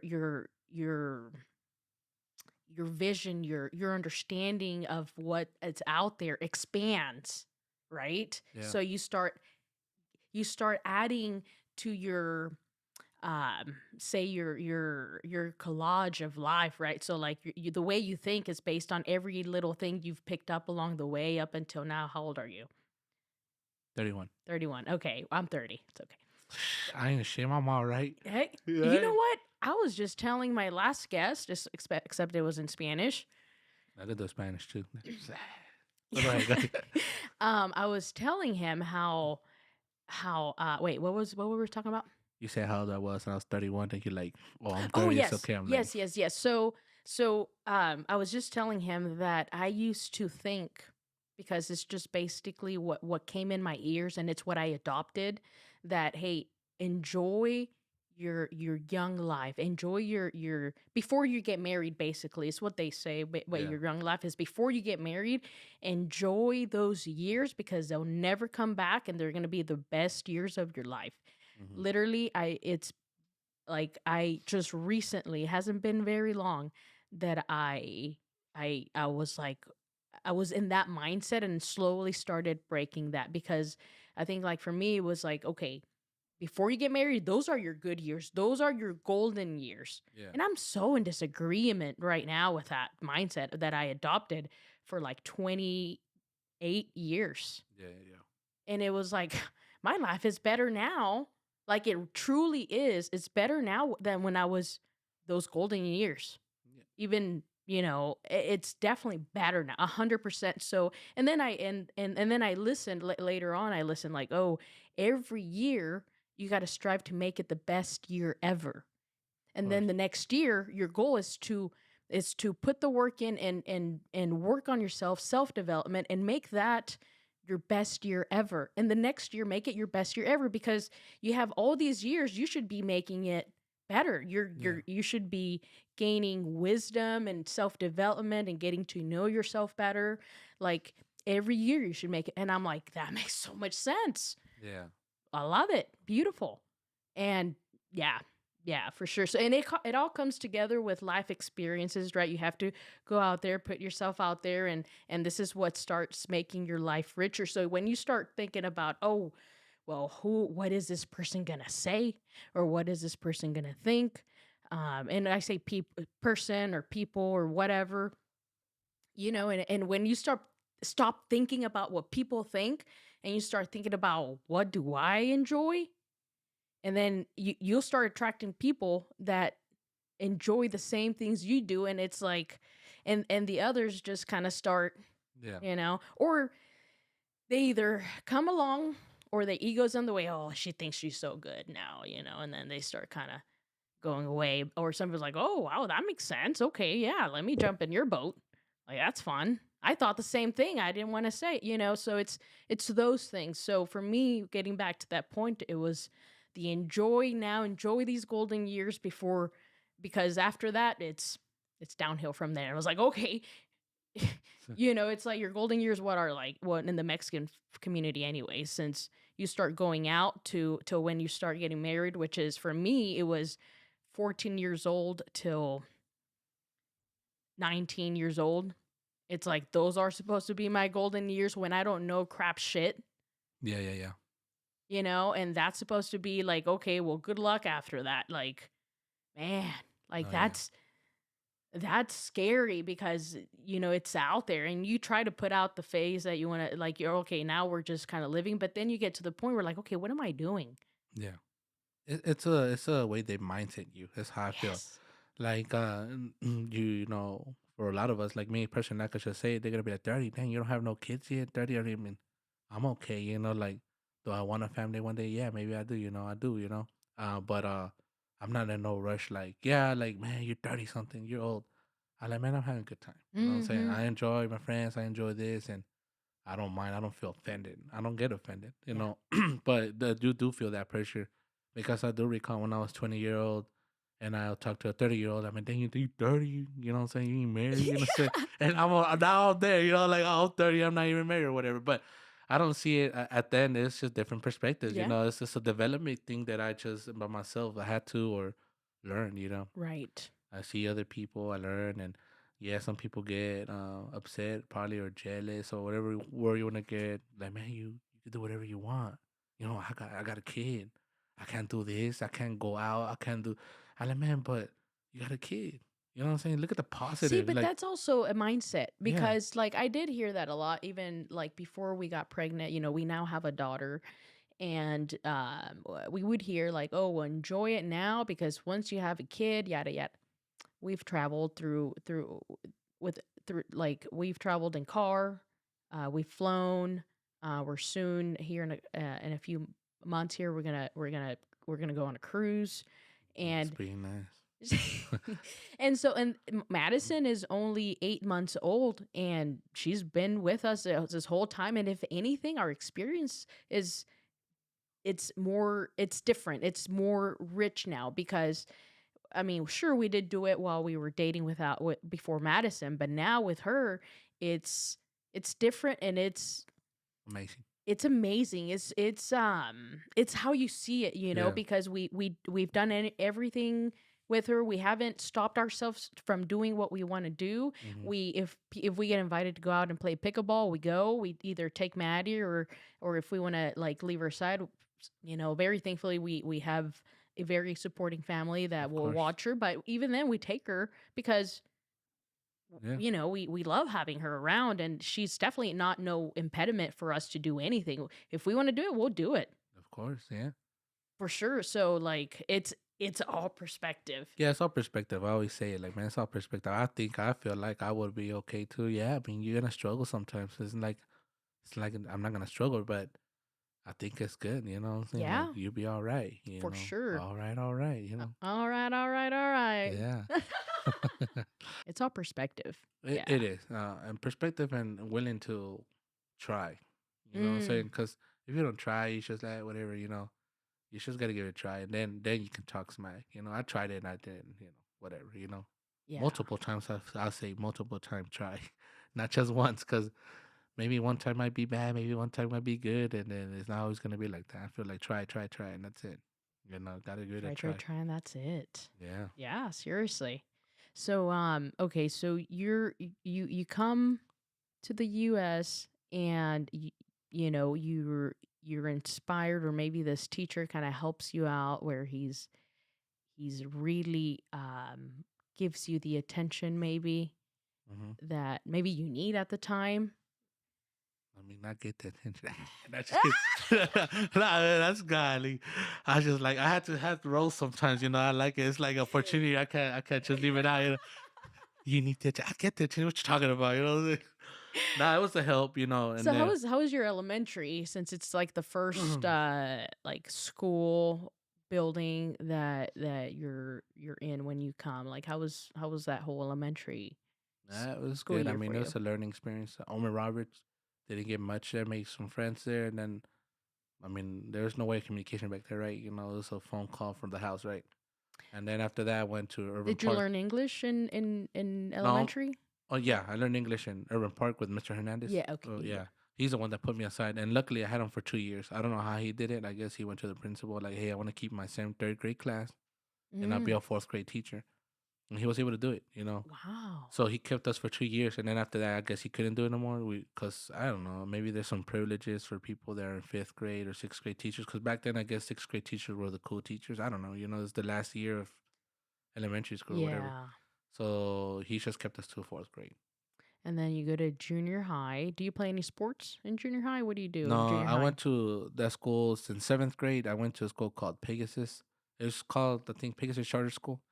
And then it changed its title to Pegasus Liberal Arts and Science. And I don't know what it is right now, but it's probably the same. But no, there was no sports. It was a small school. That's what I'm telling you. Like, I think Okay. when I started, there was like three seventh grade classes or two seven A, seven B or something like that, and it went downhill after And that. where is this at? Downtown Dallas. Oh, downtown I feel Dallas? cool sometimes when I went downtown to charter school. Makes you feel like I'm private school. You know what I'm saying? No, and then I get them too. Man, what rank did you graduate in school? I think I was eighth. I was like, man, I graduated eighth. And then like, damn. And then out of 22, I'm all you're top 50 probably almost. You know what I'm saying? Like 40% tier, not top no 2%. You know what I'm saying? But yeah, nah, that's how it was. It was a small school. But yeah, then they did have sports. I played. They wanted me to play soccer, and I had my friend Oscar. God dang, I knew him since eighth grade. Oscar Oh, since okay. seventh grade. I knew him, but I wasn't friends with him till like eighth grade because we were separate classes. And Oscar, I still remember, man. He was really nice. My mom used to pack me lunch every time. Pack me lunch, and man, I would want a burger or something because they sell right. And I ain't had no money, and then Oscar was like, some kid told me, man, there's this kid. He'll let you borrow some money. I like, yeah. And then I went to, hey man, can I borrow? I think it was $1.50 at the time for a burger. And I was like, can I borrow a dollar? Yeah, yeah, man. He'll give me $1.50. And then man, I respected that. I'm the kind of kid that I'm not Wow. gonna take advantage. But Oscar was there. I was like, hell yeah, yeah, got me a burger. And then man, soon enough, I started trading my lunch. Hey, who wants my lunch? And then I'll trade for a Lunchable or something different. My mom has good cooking skills or whatever, but I mean, I eat it every day. My mom, if I don't eat it at the house, I'm gonna eat it at the school. So I was like, man, hey, hold on, I want something like, my mom didn't take me to a cheeseburger every weekend, you know what I'm saying, or pizza every weekend. So over there getting exposed to burgers and all that. So I was like, man, I want some of that hot pocket or whatever. I ain't had that. So Mm. I'll trade with other kids, and then they'll be like, "Oh yeah, man, did your mom make those sandwiches?" And I'm like, "Yeah, yeah, let's trade." So I'll trade. But Oscar, yeah, I knew him since seventh grade. So you asked Oscar for money for lunch, and you didn't know him at the I ain't know time, him, man. and He he should, said yes yeah, right away. yeah. I mean, I don't know, Wow. I don't know how he got the trust. He should have said yeah, and I'm like, cool, man, I appreciate it. And then ever since then, man, we were buddies. Not that time, but I got to know him in eighth grade better. But we play sports. He wanted me to play soccer so bad, and then I played it. I don't like to play defense. I mean, I would love to go score. Don't get me wrong, but I was like, man, I know myself. I ain't gonna want to run up the hill, down and everything. He said, Like "I know hell no. myself." I'm like hell no. Like man, I'll kick I was like, man, come on, just join. Cause our defense sucks. I was like, just kick the ball, man. Cause man, I can't go back, and then I gotta take the ball to score. Like, I know you play good. Cause he knows that I'll get mad. Like I was very competitive. Till this day, I am. You know what I'm saying? Never doubt. And I hated that. Well, I hate it. I've been big and all that. So when I'll find a skinny kid or they try to humiliate me, do their moves and speed, man, I was ready. Like let's go. Let's compete. Mm. So I'll give it my all in defense. Yeah, I'll run a good run or two, and then I'll be tired as hell. Don't get me wrong, I would be tired, but you're not gonna just roast me all the time. I'm gonna play my defense. Uh-huh. So Oscar knew You're that. gonna make him work for it. Yeah, Oscar like, man, just get the ball, just kick it out, or just kick it forward, dude. I'll run for that ball. I'll run for that ball. All right. So I did it for 1 year only. I didn't do it for 2 years, but that was like almost to 11th grade, senior year. And Mm-hmm. my senior year, I didn't do it. I was like, nah, soccer's not for me. I mean, it's fun, it's all right, but Yeah, then we just weren't I enjoying it. played basketball, and Okay. we played basketball too together, me and Oscar, and I was their center. So I was like, I was the only tall guy, I guess, but I wasn't that tall. 'Cause when we went to states, man, we knew what's up right there. Here in Dallas, we were proud. We only play another. Excuse me. I played another charter school. We were number one in Dallas, and we freaking felt like badasses. Man, we went to state. Hell nah, man.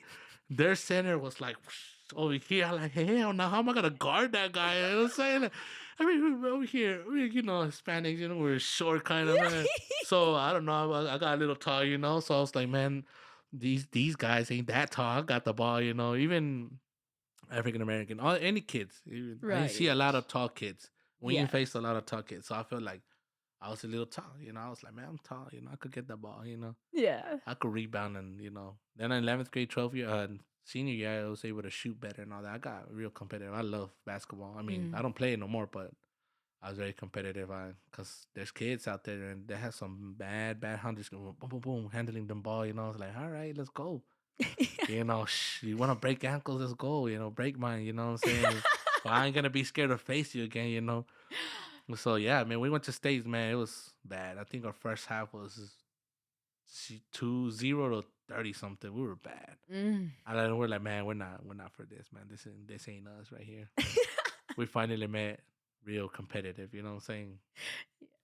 And then flag football, I played in school only Mm. 1 year, but it's because as our school was growing, they kept on adding more sports. And when I Mm. was little, I mean, it was just a new school.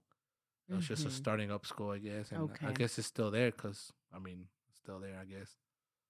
But I like sports. So then after that, you sign up for college?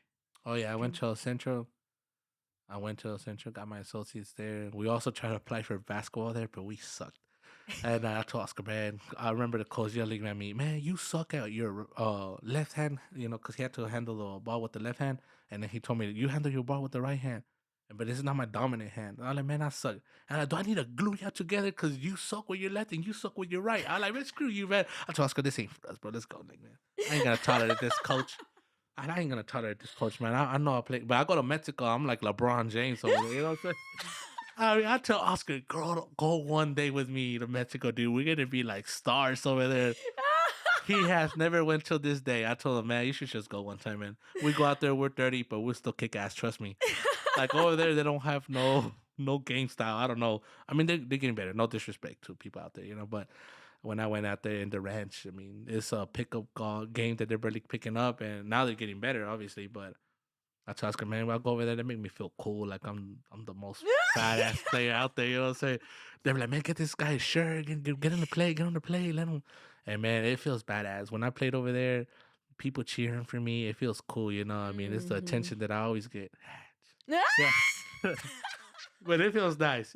That's why when I go to Mexico, I love it. And as I was earlier, I didn't even finish. On my birthday, I go over there and I make a party basically for the ranch. Not Mm. it's for my birthday, but man, I feel so sad sometimes. I can't sit with everybody I want to.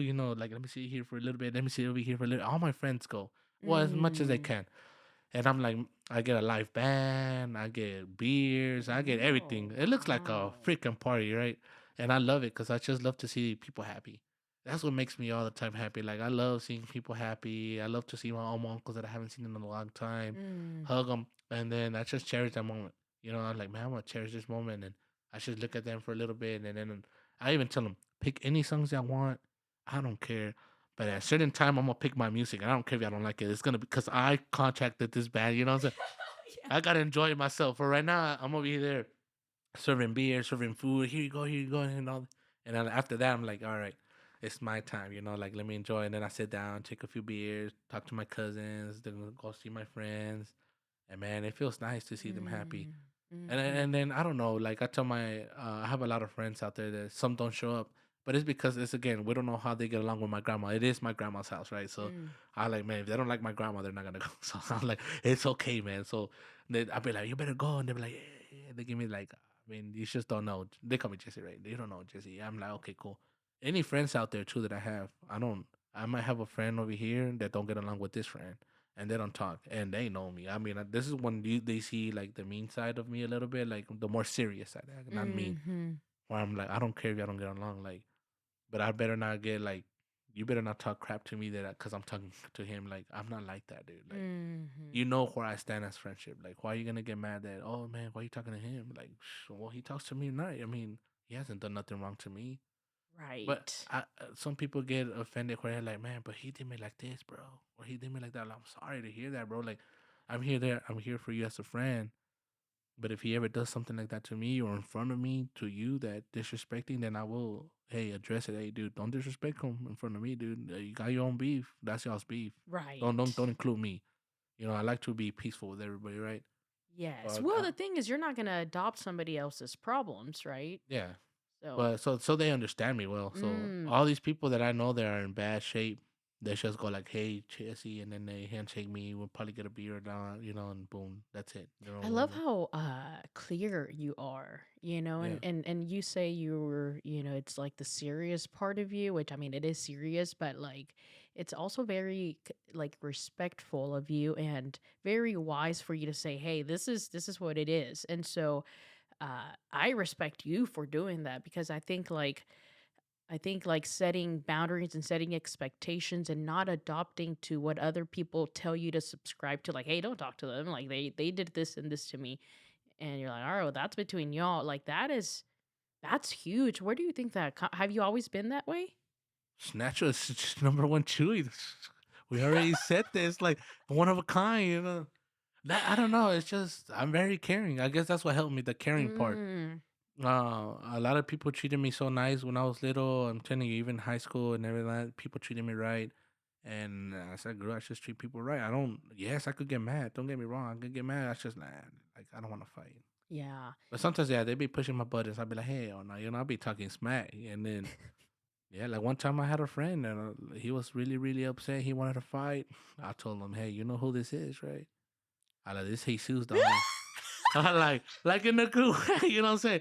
So we were drunk, and I swear to God, you do something to me, I'm gonna remember this. Like I don't forget, and that's the Mm. problem sometimes about me. I guess some people say, "Man, just forget and go move on, dude." I like, yeah, I could forget, man. I mean, I could forgive, but I'm not gonna forget, dude. Like, and then they're gonna be like, they throw me those lines, man. That then you're not really forgiving because you still remember. Like, nah, I remember. I mean, I'm nice to you. Am I being mean to you? No, Right. I just remember. Like, you know how messed up you I were mean, with. how do you not remember, you Yeah. know? Yeah, like it's because they just want to let it be like, man, I did something messed up to you, but just forget about it. Mm. Like, How nah. convenient. Yeah, right. Because you did it. Let me do something to you real quick. And then I'm going to tell you the same thing. Just forget about it. Don't worry about it. And, just forget. Mhm. Forgive me, man. Like, you know what I'm saying? Mhm. Like, and it's just like, I can't forgive. I have forgiven, Mhm. with a lot of people, Right. But it's just, they look for trouble themselves sometimes. I feel like, man, they ain't learned. Whatever, For sure, for sure. And well, I think somebody that's true, if they are like, hey, like I'm sorry I did this, or just forget about it. Like I think people that are truly sorry, they would do what they can, not to say, hey, just forget about it. Like they would try to go out of their way to say, to show you, not to say or to tell you, hmm but to show you that they are truly sorry and that, hey, I'm sorry I did this. And so people that are, I think, genuine will probably go that way, not like, hey, just forget about it. Like just forget about it. Like what's Yeah. wrong with you? Just forget. Oh, you think you said you're so nice, just forget about it. Like I question that because it's like, okay, well, I mean, I can forgive you, but are you like are, do you regret do you regret doing what you're doing? And if so, anybody can say anything, but are you gonna like and you don't really show, like it's not like well show me, right? But it's that kind of nonverbal yeah. communication that tells you, yes, I'm sorry. Yeah. Yeah. Of course. Yeah. Right? It's that nonverbal, whatever that is. If they really want to regain your friendship, or if they want to regain whatever that relationship they had with you, they're gonna work for it. Yeah. Of course. Yeah. It goes If it's everywhere. genuine. Yeah, of course. At work, there was this guy, man. He told another worker, "Man, I'm just here for my 8 hours. Mm. I'm just here for my 8 hours. I don't care." And the other guy told me, "Man, he just don't care." And then I ain't snitched him out, right? He just gave me the details, and I went to go talk to him. Hey, dude, like you look like you're kind of going slow, man. Is everything okay? Do you need something, or you don't know how to do the job, or what? And then he looked at me, and I started breaking ice with him. And I'm like, look, dude, I could bitch you out all day you want. I can. But I'm not. I'm trying to help you. I like you want to work with me, cool. If you don't, hey man, you can just go. Like it's all right. Don't feel bad. But don't come here acting like you're gonna put in. I'm just gonna here to work and half-ass my job. Because if you are, I'm gonna kick you out. Like I'm not gonna lie to Mhm. you. Yeah. And he looked at me and then I broke ice. Like, man, where you from? where your family come from? No, pues Guatemala. Oh, okay. You have sisters, brothers? Yeah. And then I break ice. I get to know him. And Mm. I guess now he calls me jefecito. ¿Qué mi jefecito? ¿Cómo está mi jefecito? How are you, boss? And but because he knows, I like, dude, all I want is, like I told you earlier, like just Yes. I want, if I need this done, just get it done, and then we'll be chilling, you know. Right. And then that's the game respect where he Mm. I got mad. Yes, internally I got mad. Like, man, this guy, even though the way I am, he's still gonna half-ass his job. All right, so I had to go test him, and I see him, and then I guess he noticed, and I like, hey, dude, come on. Mm-hmm. Like you want me to be in? Dude, why are you gonna respect a guy that's gonna be an asshole to you? Why? I tell him, why you not respecting me? Just telling you nicely, let's get this done. You Mm-hmm. need somebody to come and yell at. I could do it. Yeah. No, no, no, no. Start thinking about it. I'm like, come on, dude. I'm trying to break that. Just like when people tell me sometimes you can't have businesses with family. Sometimes I feel like I could beat that too. I could have a business with the family members because it's the respect. Right. If you could get the respect, you're good. But obviously, not all family members can. You know, you just gotta know. Yeah. As you like myself, I feel like I have that mindset. Like if I know who, then I know who. Some might Mm-hmm. not work, and even though I'll give them the opportunities and more opportunities, and I'm like, you know what, I already gave you tons, dude. Like you're not gonna change Right. like Right. that. And that goes back to where I said, like, when you do everything, when you do the best you can do every day, and at the end of the day, whether it was a quote unquote successful day, whether you got the job done or not, whatever, as long as you did everything that you could to the best of your ability, like, what else can you do? Yeah, Right. And so, but for the people that maybe have a different attitude, maybe more on the negative side, I feel like it's mostly because they're continuously unhappy with themselves. When they go home, they know deep down that maybe they left some effort on the table. They know that that day is not coming back, and they just wasted. And maybe they don't know that at the end of the day, but you repeat the same things, the same negative habits, you'd say. 6 years go by, and man, instead of growing, you've shrunk yeah, because now you are upset at the world, and it shows because somebody's trying to help you out, and you're responding in this nasty way, right? yeah. And it's probably it, and it's not because of that moment, it's because of a collection of moments in the past Mm-hmm. that have made you this way, that you're unhappy with yourself. And it's because you don't give it your all. You don't give everything you can every day, and how else are you going to grow? You just start putting excuses like, oh, the economy, oh, the president, oh, the weather, oh, the boss, oh, my mom, oh, my sister, oh, my dog, oh, my daughter, or my ex-wife, oh, my, you just kind of start pointing, and you get to the point where you start pointing so much at why your life is not the way it should be because of all these things, of all these people. So imagine, so you're really saying that your happiness depends on all these things? You're saying that your happiness depends on your boss, on your ex-wife, on the economy, on the president? Like if you change countries, you're going to have the same problem Yeah. everywhere you have because it starts with you, right? And it's like it doesn't matter if what it is if you learn how to be good within yourself and what you do and proud with what you can do with what you have, what else can you do?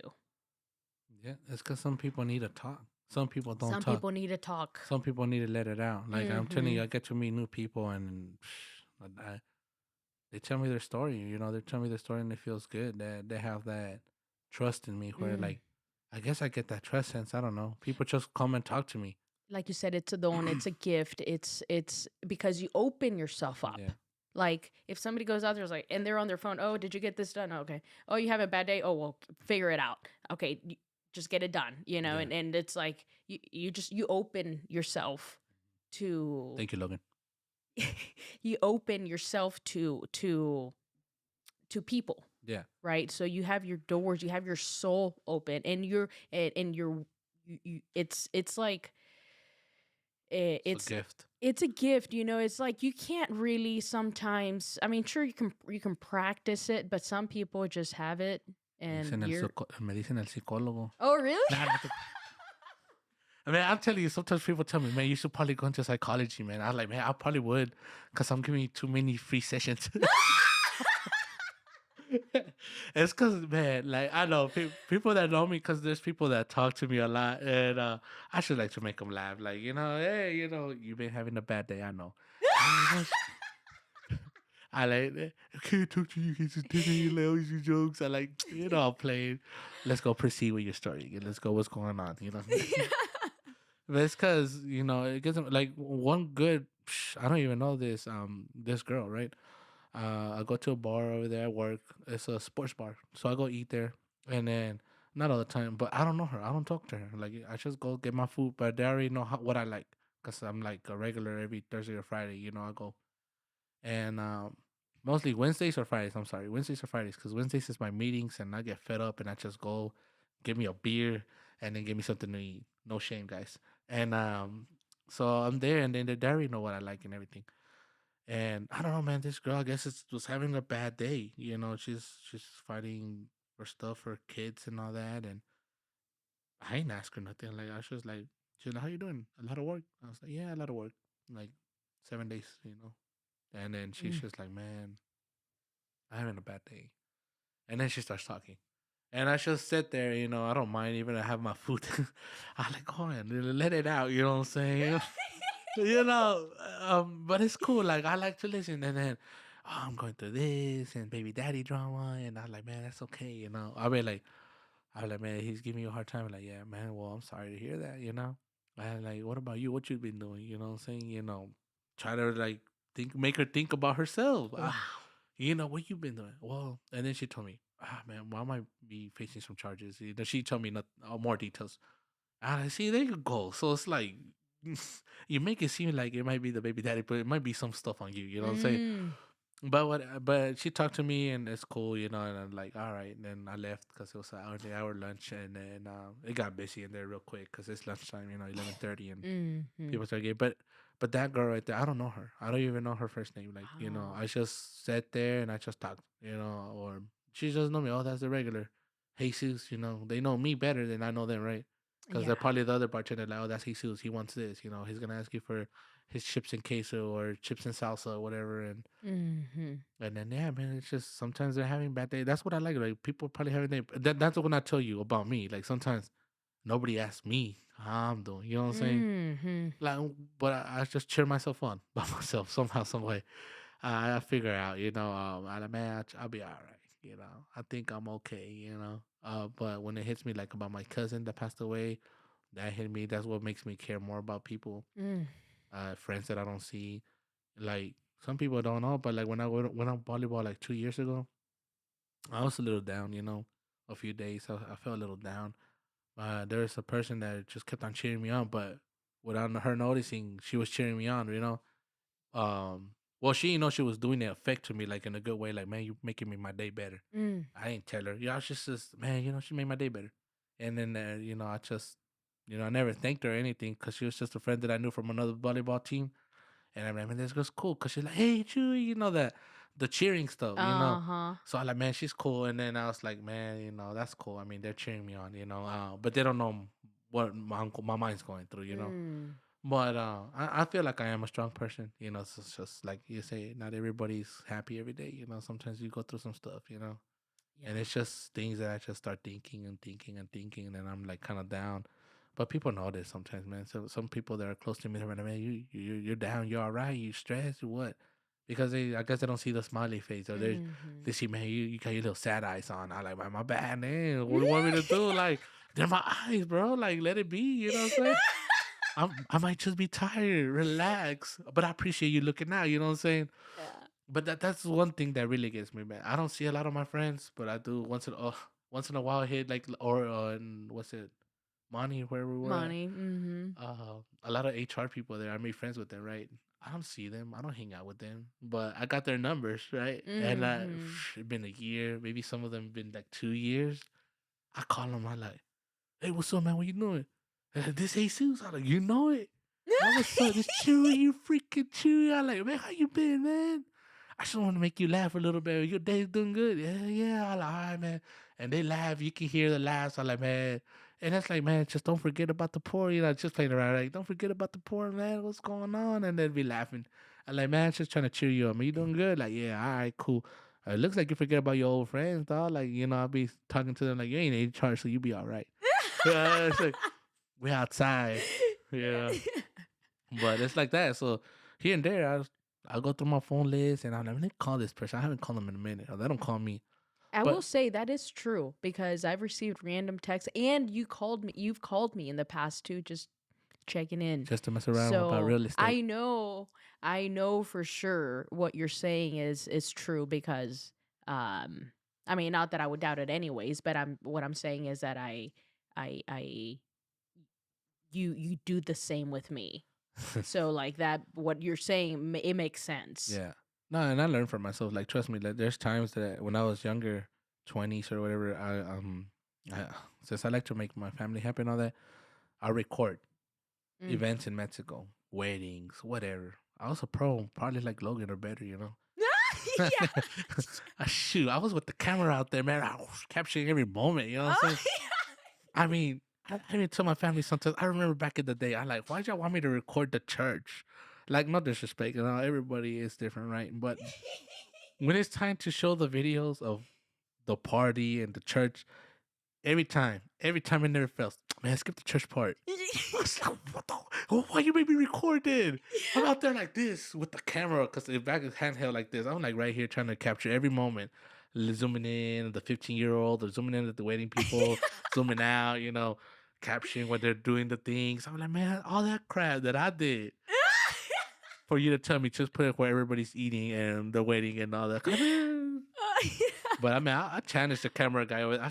Man, I got so many talents. I feel like I just never developed a true talent. I guess you could say is like I probably could have been a good camera guy, because I like the effects. Like what he does, probably is cool. Like I like to sit down and put some effects and the shadowing and the ending. Like that's cool. I just don't know how to do it. But if I learn, like I'll love it. I like to record sometimes. Yeah. Take pictures, moments. I love it because I used to do it when I was little. Mm. So sometimes when I go to volleyball, I post people when they're playing and I tag them or whatever. Man, Chuy, did you record me? I'm like, man, shoot, who records me when I get them blocks? You know what I'm saying? But I capture the moment, like I know when. Like oh, that didn't work. Oh, that didn't work. This is gonna work, and I capture it. I'm getting the chills right now because as you're saying that, when we used to play flag football, the only video that I have of me, it's like the ones you've recorded. Yeah. And I remember one you caught one on slow motion. So you mean you talk about like the special effects and stuff. You record, I mean, several people, but of course, I remember the one you did of me. And it was like we were playing flag football. Somebody threw it to me, and I think, yeah, I like Yeah. went, Yeah. and I caught it, and you caught that on slow motion. I edited it. Yeah, it was a video, and I edited it on slow motion for you. Like I know those are the moments that you're gonna cherish and you wish someone recorded. I remember. Yeah, I have it. It's crazy you say it because I was going through my camera roll see if I could find it in my Google Photos, and I have videos of everybody, and I don't. I think I have one of Logan probably too, and I'm like, man, it's because nobody recorded. We're out there, yes.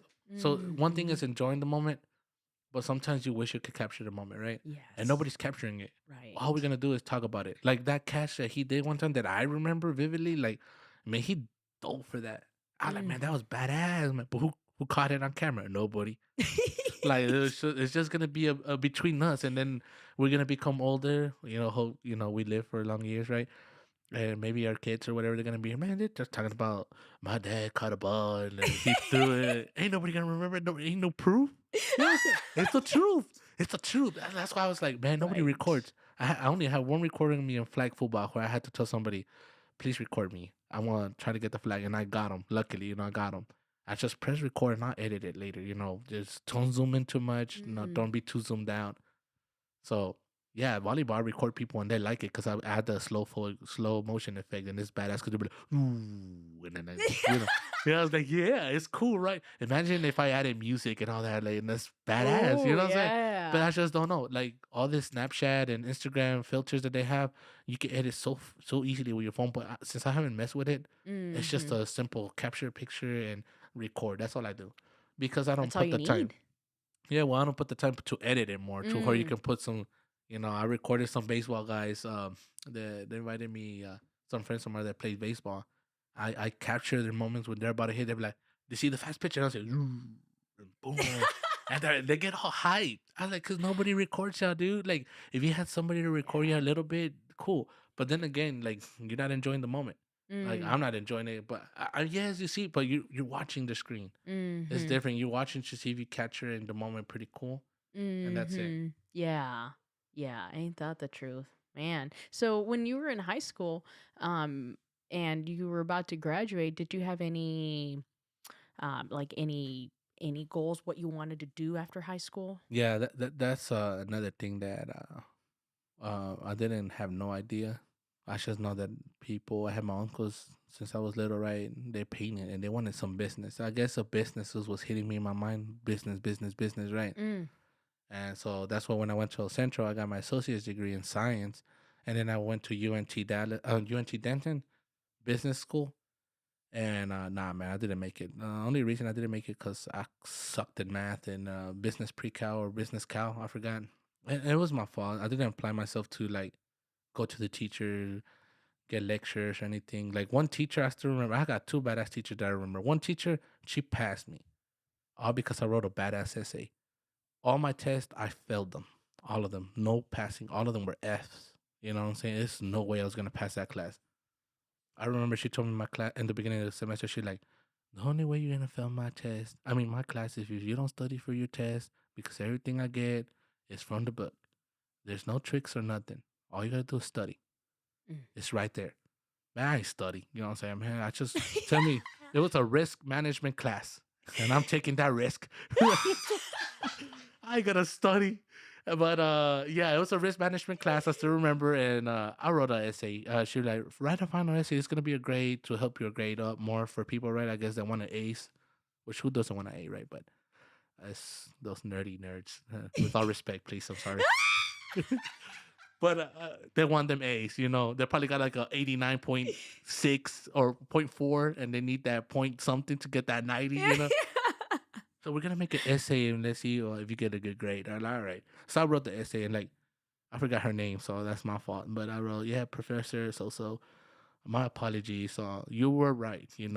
This class I learned a lot. I did learn because when she talked, I listened, but I didn't. You can tell me what is the definition of this, and I'm not gonna give you word for word. I don't know. So Mhm. I sucked at that.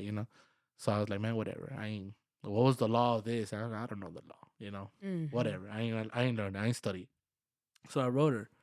And Mm. like, my apologies. I just want to let you know that you are right. Because I did speak a lot. So I'll raise my hand sometimes, but Mm. I never did good in the freaking exams. So I just wrote her and then said, I'm sorry, you are right. The only way you can fail this class is on your own. And I did bad. I didn't study. I didn't do nothing. And I do apologize. And thank you for your class. Mm. And then one time she just wrote on the paper, please see me after the class ends. And then she gave me an A+, right? So I went and I'm like, yes, sir. You wrote me. And like, hey, sis, you could have came to me to talk about your exams, and you never did. My office hours were right there in the syllabus. I was like, man, this is my first time in school. Like I'm the first person in my family to go to college, right? I have no guidance. Just go study, go do your best. That's all the guidance I had. Mhm. So I just wasn't that motivated. I was scared sometimes. I didn't know what to do. I mean, you see all this, what do you call it? Things that are available for you, tutoring and all this stuff. But if people don't take advantage, you don't know. So I just didn't go. I just went, commute. Some guy, I felt dumb. Some guy told me, do you commute to school every day? I was like, nah, man, I drive to school every day. You know what I'm saying? Like, I didn't know what he meant. My English Yeah. was not on point. You know what I'm saying? Like, it's Yeah. just a lot of things. I was just more like about life, teach me about life. And then the teacher, I guess, it touched her with my essay and made her, and she gave me a C. I mean, it's a passing grade. And she was like, "Yeah, you just had to come see me." He says, I wish you had come see me because I wanted to talk to you, but you just never came." I was like, "Cause I don't know. What were you gonna tell me? Lecture me that I was sucking my essay or whatever?" I mean, I'm all right. I already know that I did bad. I don't need the lecture. You know what I'm saying? It's because I don't but I didn't know that the sources that are available to you. The And then my tools. real estate. I had a real estate teacher. I don't know how I took that class, but I took a selective class. I guess it was that's what it's called. I was like, man, I'm gonna take a real estate because, man, I have so many people tell me to do so many things. Be a psychologist, be a teacher, be a real estate agent. You know what I'm saying? Be do this, do that. Because I Yes. got the people skills, I guess. And I'm like, well, it hasn't grown in me to become a teacher. I don't want to become a teacher. Yes, I would like to help students. Like I got help, but man, these little kids, man, they be cursing and you probably tell you so. I don't want to beat the crap out of them. Probably, I'm like, I can't sustain myself for that. Like, I'm sorry, a teacher said no. That's what my mom tells me. She told you that you don't got patience. I do, but like, come on, the little kids, you can't even say nothing to them. And then you got to deal with the parents, and if they don't have open minds or like this, I respect teachers. You have to deal with so many parents, aggressive, nice parents, understanding parents. Man, I respect. So I'm like, nah, I'm not. It's Parents not that for. don't Yeah, care. parents who don't care. They don't show up. They don't do nothing. Mm-hmm. Whatever. And they should look at the kid, a poor kid or whatever, right? Right. So, and the psychologist because I talk to people, right?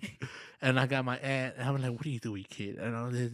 I go, "Well, then this is your fault, to be honest." And they're like, "Damn, why don't you become a psychologist?" Like, I don't know. I was just, it would be nice to get paid to talk to people, but that's not me being honest. I feel like I'm gonna get paid, so go on, tell me your day. You know what I'm saying? We sit down with you and be like, "All right, Mayra, so this is how you feel, really, and what else do you see yourself? Why did you came to that conclusion? That's it. Tell me more. Do you feel like you're upset? So I'm like, nah, man. I just feel like that's not real. All right, well, on our next session, let's think about that. We'll come back. I was like, man, I don't disrespect to those traits. Yeah. It's a talent. Yeah. So then that's there. And then I was like, man, I can't do that. It's not gonna be natural for me no more. It's just gonna be like a playing game, and I get paid. So yeah, so I Yeah. don't know. I mean, I didn't know what I wanted to be. To this day, I have a little hard time. I just like working. I like the environment that I go to. A lot of Hispanic, I guess, and hardworking people. Mm.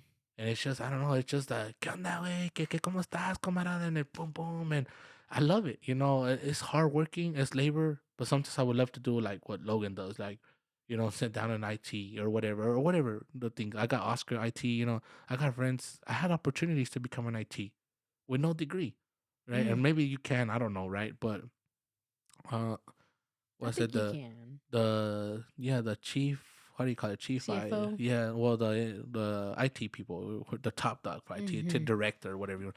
He offered me a job one time. I'm like, hey, he says, would you like to come become IT, dude? I like, well, what are we talking about, And then, well, you can start working at night shifts, from 7 p.m. to or 8 p.m. to 5 a.m. or something like that. I was like, man, you know what? It sounds cool. And then some IT people would look at me and be like, man, he says, you crazy for not taking the opportunity. Why? Do you have kids? And they'll throw me that in my face. Do you have kids? Like, no. Do you have any family? I'm like, no. That's why. That's why you don't take it seriously. That's an opportunity right there. He said, that's a career. I'm like, yeah, you might be right, but I just don't see IT fun for me. Mm-hmm. I respect people that do IT, but maybe coding or something. I don't know. Like, I don't see what's like when I work with people, and I work construction, I get happy. Like, man, that was us Mm. because of my communication, because my guidance and me learning. That was us. So I don't see it on IT. Like, how can I do it? Like, is it more about coding? What is it like? Because I make fun of Oscar. What do you do? Just tell the person press Control Alt Delete and then Task Manager, and that's about it. Restart the computer, and that's it, dude. Like, he laughs. Or you should reset the password. Probably there's a button where you should go reset email password, and then all right, I'm gonna put your 10 password. It's gonna be Monty142, whatever. Like, man, what's that? I mean, it's easy. I mean, don't disrespect, obviously, because they could talk to me about like, what do you do, dude? Like, just tell people what to do. Like, it's just I didn't see the fun in it for me. So Yeah. IT, I took it out. I was like, nah. But I probably could have became something good in IT. Yeah. Well, Yeah, I think you could become anything you want to become as long as you put the energy in it, yeah, right? Because just anything, whatever it is that you put your energy to, that's what's going to grow. So if you put your energy on, say, drinking and going out and being Yeah. irresponsible. You're that whatever that where you're feeding, that's what's going to grow, and who knows what Yeah. that's going to lead to. But if you put your energy and whatever it is that you want to put it in, Yeah. that's what's going to grow, right? Felt like I would So have killed in real estate. I feel like I would, you know. I think you would kill it anywhere I for have another sure. friend named out there. No promotion hander. No, you can. Nah, just I'm It's messing with cool. him. If he sees one, I'm gonna send it to him. You better watch that video. I'll promote you for a little bit. Man, that guy has clickbait sometimes on his Instagram. Like, man, quick, just post the price, bro. Like, what's wrong? If you need information, please call me or text me. I like shut your ass. Like, Hander, come on, man. And he tried to get me in real estate. I mean, we talked about it one time, right? And Right. I would love to have gone to real estate. It's just because you're helping people find Mm-hmm. their dream house or their first home. And I feel like if I would have been super genuine with a lot of things, like this is the best route you can do, in my opinion, and because you know a lot, maybe right now you know a lot. Um, if they got cash money, they could do this. If they don't have no cash money, they're financial. So I like to give them their options. Options. Like, man, this is what you can do. And in my opinion, this is your best route. I'm just being real with you. I'm not here to. I feel like I could have so much customers. I'm just being real with you, than try to like make money. Because with respect, right? There's ways Mm-hmm. to probably make more money, right?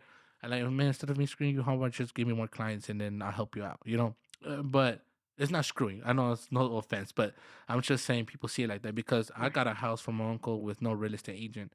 Somehow, some way, I don't know how I did it. I just this guy said, "Hey, I'm gonna sell you my house, $60,000 cash. All we need to do is let's go to notary, Mm-hmm. have that paper signed, you were good." And I told my uncle, when 60K cash? Like, yeah, cash. So you're gonna give this guy 60K cash. Like, yeah. And you're just gonna go to a notary that you say you paid this guy 60K cash for that house. And he's like, yeah. I don't know, man. That don't seem right, man. I'm not in real estate, but that does not seem right. I like, how about let me get a title company or something? Let me do some research. And luckily, man, this old lady, man, she was pimp. She was cool. Old lady, she was cool as hell. I went and I like, ma'am, how you doing? And I think I still had her number, but man, man, I hope she's still alive. I don't know. She was real old and she was cool as hell. She looked like a badass boss. Mm. So I went and then I like, honey, that house has a lien on it. That gentleman trying to sell you that house owes $18,000 in child support. I like, golly. And I told my uncle, so no, it's not gonna just be a transferable. That house cannot be that title cannot be changed to his name because he has that. He has to pay that off first in order for that house to be under your uncle's name. I immediately told my uncle, see, I told you. I feel Ooh. like there's something going on. And the guy was like suspicious when we took him to a title company. Like, hey, and then my uncle was like, my uncle has, and this is my uncle that I work for, right? He has this character that I respect. You look at him, you kind of be a little scared of him, but Mm. he's a great guy, man. He's cool. But people respect. He just looks mad and he's like, "No, you give me your word." It's those kind of people that like you give me your word, and It's you're like not. the word counts. Yeah, and this guy, he looked like those guys that was ready to. He had that attitude too, Mm. and that's where the egos meet. Mm. So my uncle had his ego high. Where like, yeah, you give me your word, and if for this guy, so he won't be felt like you're low or something. He's Mm. like, nah, you're right. I did give you my word. Let's do Mm. it right. So that $60,000 cash and the new wife that he was with, she was upset because she wanted to see 60K cash. She ended up seeing only 32K cash. Oh, 32K? Why? What happened? I like, well, he owed 18K in child support. So I Mm. mean, and my uncle was so happy. He kept on telling the story to everybody. Man, my nephew Jesse, my nephew, he helped me. Thanks to him. And I like, man, I try. I ain't know. I just, That's you know what I'm huge. saying. And then another uncle helped him with a house too. Mm. Corner of the lot, no, nothing on the house. It's just the shell of the house. Inhabitable for years. And I don't know how my uncle saw a freaking for sale sign. And he hit me up. Mijo, okay, call this number. And he keeps putting he kept on taking the sign down so nobody could beat him, right? So, I mean, it's before, now we have apps and all that crap, right? But there's people who they pay attention to the signs. And I'm like, man, nobody cares. So I called, and then the guy's like, "Yeah, we're based from New York, and that's our house." I was like, "New York? Like it's a title company? I don't know how they got a hold of it. I guess it was a bank. I don't know." So it kind of seemed fishy. I don't know, Theo. Like this is fishy, man. I don't know. Like he like, "Yeah, we want 22K cash because it's just basically you buying the lot." I'm like, all right, 22. Tell him we'll buy it. Are you sure? Yeah, 22K cash. I'm like, all right, man. I mean, let's see what I could do. And then I called the title company lady again too. So just to make sure, before I even call the title company lady, I told him I want the house. All right, I'm gonna send you an email. I need you to sign all those documents, and this house is gonna be yours. I all right. He sent me the email, and then some guy arrives to the house, and he's like, "Man, I'm trying to get this house," and he looked like he had money, because he was like talking about lawyers and all this, and then like, I got my lady right now searching it up, and he got a call right there in front of me. I'm like, "Oh yeah, you are, sir." Like, yeah, give me 1 second. Hello, man, it's under contract, man. I'm like, it's under contract. And that was me, that's me, boy. You know what I'm saying? Yeah. It's under contract because of me. So I was happy. I'm like, hell yeah. So I guess this is legit. So like, and so I played it off, and I'm like, man, if you do end up getting it, because I was like, I got his number, right? Maybe I lose this, bid. I don't know. I like, if you do end up getting, can you send it to me? I'll be buy it as is. I know you gotta make your money. So if you buy it, how much is the house for? I mean, I was just acting dumb, right? Mm-hmm. And that's why I love my old real estate teacher. He taught me that act like you don't know nothing. Be the Mm. dumb one and see what they tell you. Mm. But know your stuff, right? So I was like, yeah. So I played the dumb. I don't know nothing. And he did give me the numbers right. 22K. They wanted Mhm. cash as is. I like, man, will you sell it to us? Like, man, yeah, maybe 35, 40K. I like, hey, that's okay. As is? As is. All right. Mm. But then I call my uncle like, nah, we're legit. We got the contract. It's under us. I guess we got a few days to get it done. And we got it done, and he got that house. Oh, and they try to raise the price on us, and we got it for 26K, which is cool. I called Mhm. the real estate agent or that guy, like, hey man, you gave me your word. That's what I told him too. You said this was for me, and I have been on it. I gave you the papers. Okay, well, just give me 26K. All right, let's go. I told my uncle, you want it for 26K? Not gonna get no more 22. All right, let's get it for 26. Mm. And he got his house. So yeah, I got two people in their house, so it was cool. No real estate agent, Wow. but that's That's what part. incredible. Yeah, I mean, it was a risk. I mean, a risk 'cause I don't know anything. Honestly, to this day, I don't know a lot. I always talk to Hander a little bit, and I'm not gonna talk to you, but I'm like, I see Hander more, and then I'm like, hey, Hander, and then he gives me all his lecture. Like, man, stop.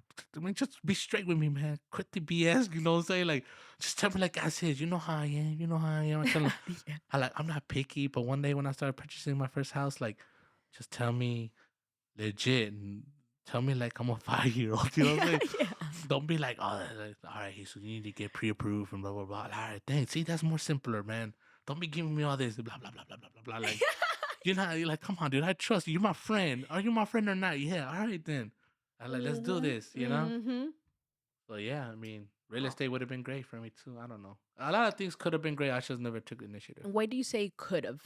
Because it's like the psychologist thing. I feel like I would be a great psychologist probably if I learned more in So the what's terms. like, do you plan on like dying next year, or like why is it like something as a lost opportunity? Like, cuz I feel, I mean, Well, yeah, it sounds like a lost opportunity because sometimes, like I told you, like I see you right now, we're having a good time right here. Logan over there messing with the cameras, having fun, and I should leave, and you should don't know. Yes, I know there's still a chance for me to do it any route that I want. mhm. It's just that I never took the initiative, but I just like, man, I just enjoy the moment. We'll see what goes on. I mean, mostly I'm into right now business, so I prefer the business side. But I would love probably to have helped out psychology. But like I told you, it don't feel real because like I'd rather talk to you as a friend than me.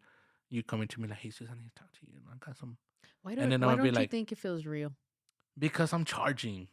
I would be charging for a session. You know what I'm saying? Like if it's my career, I would just feel like I'm gonna be charging you, and I'm not being the most humble. I mean, I could probably be, but I feel wrong charging.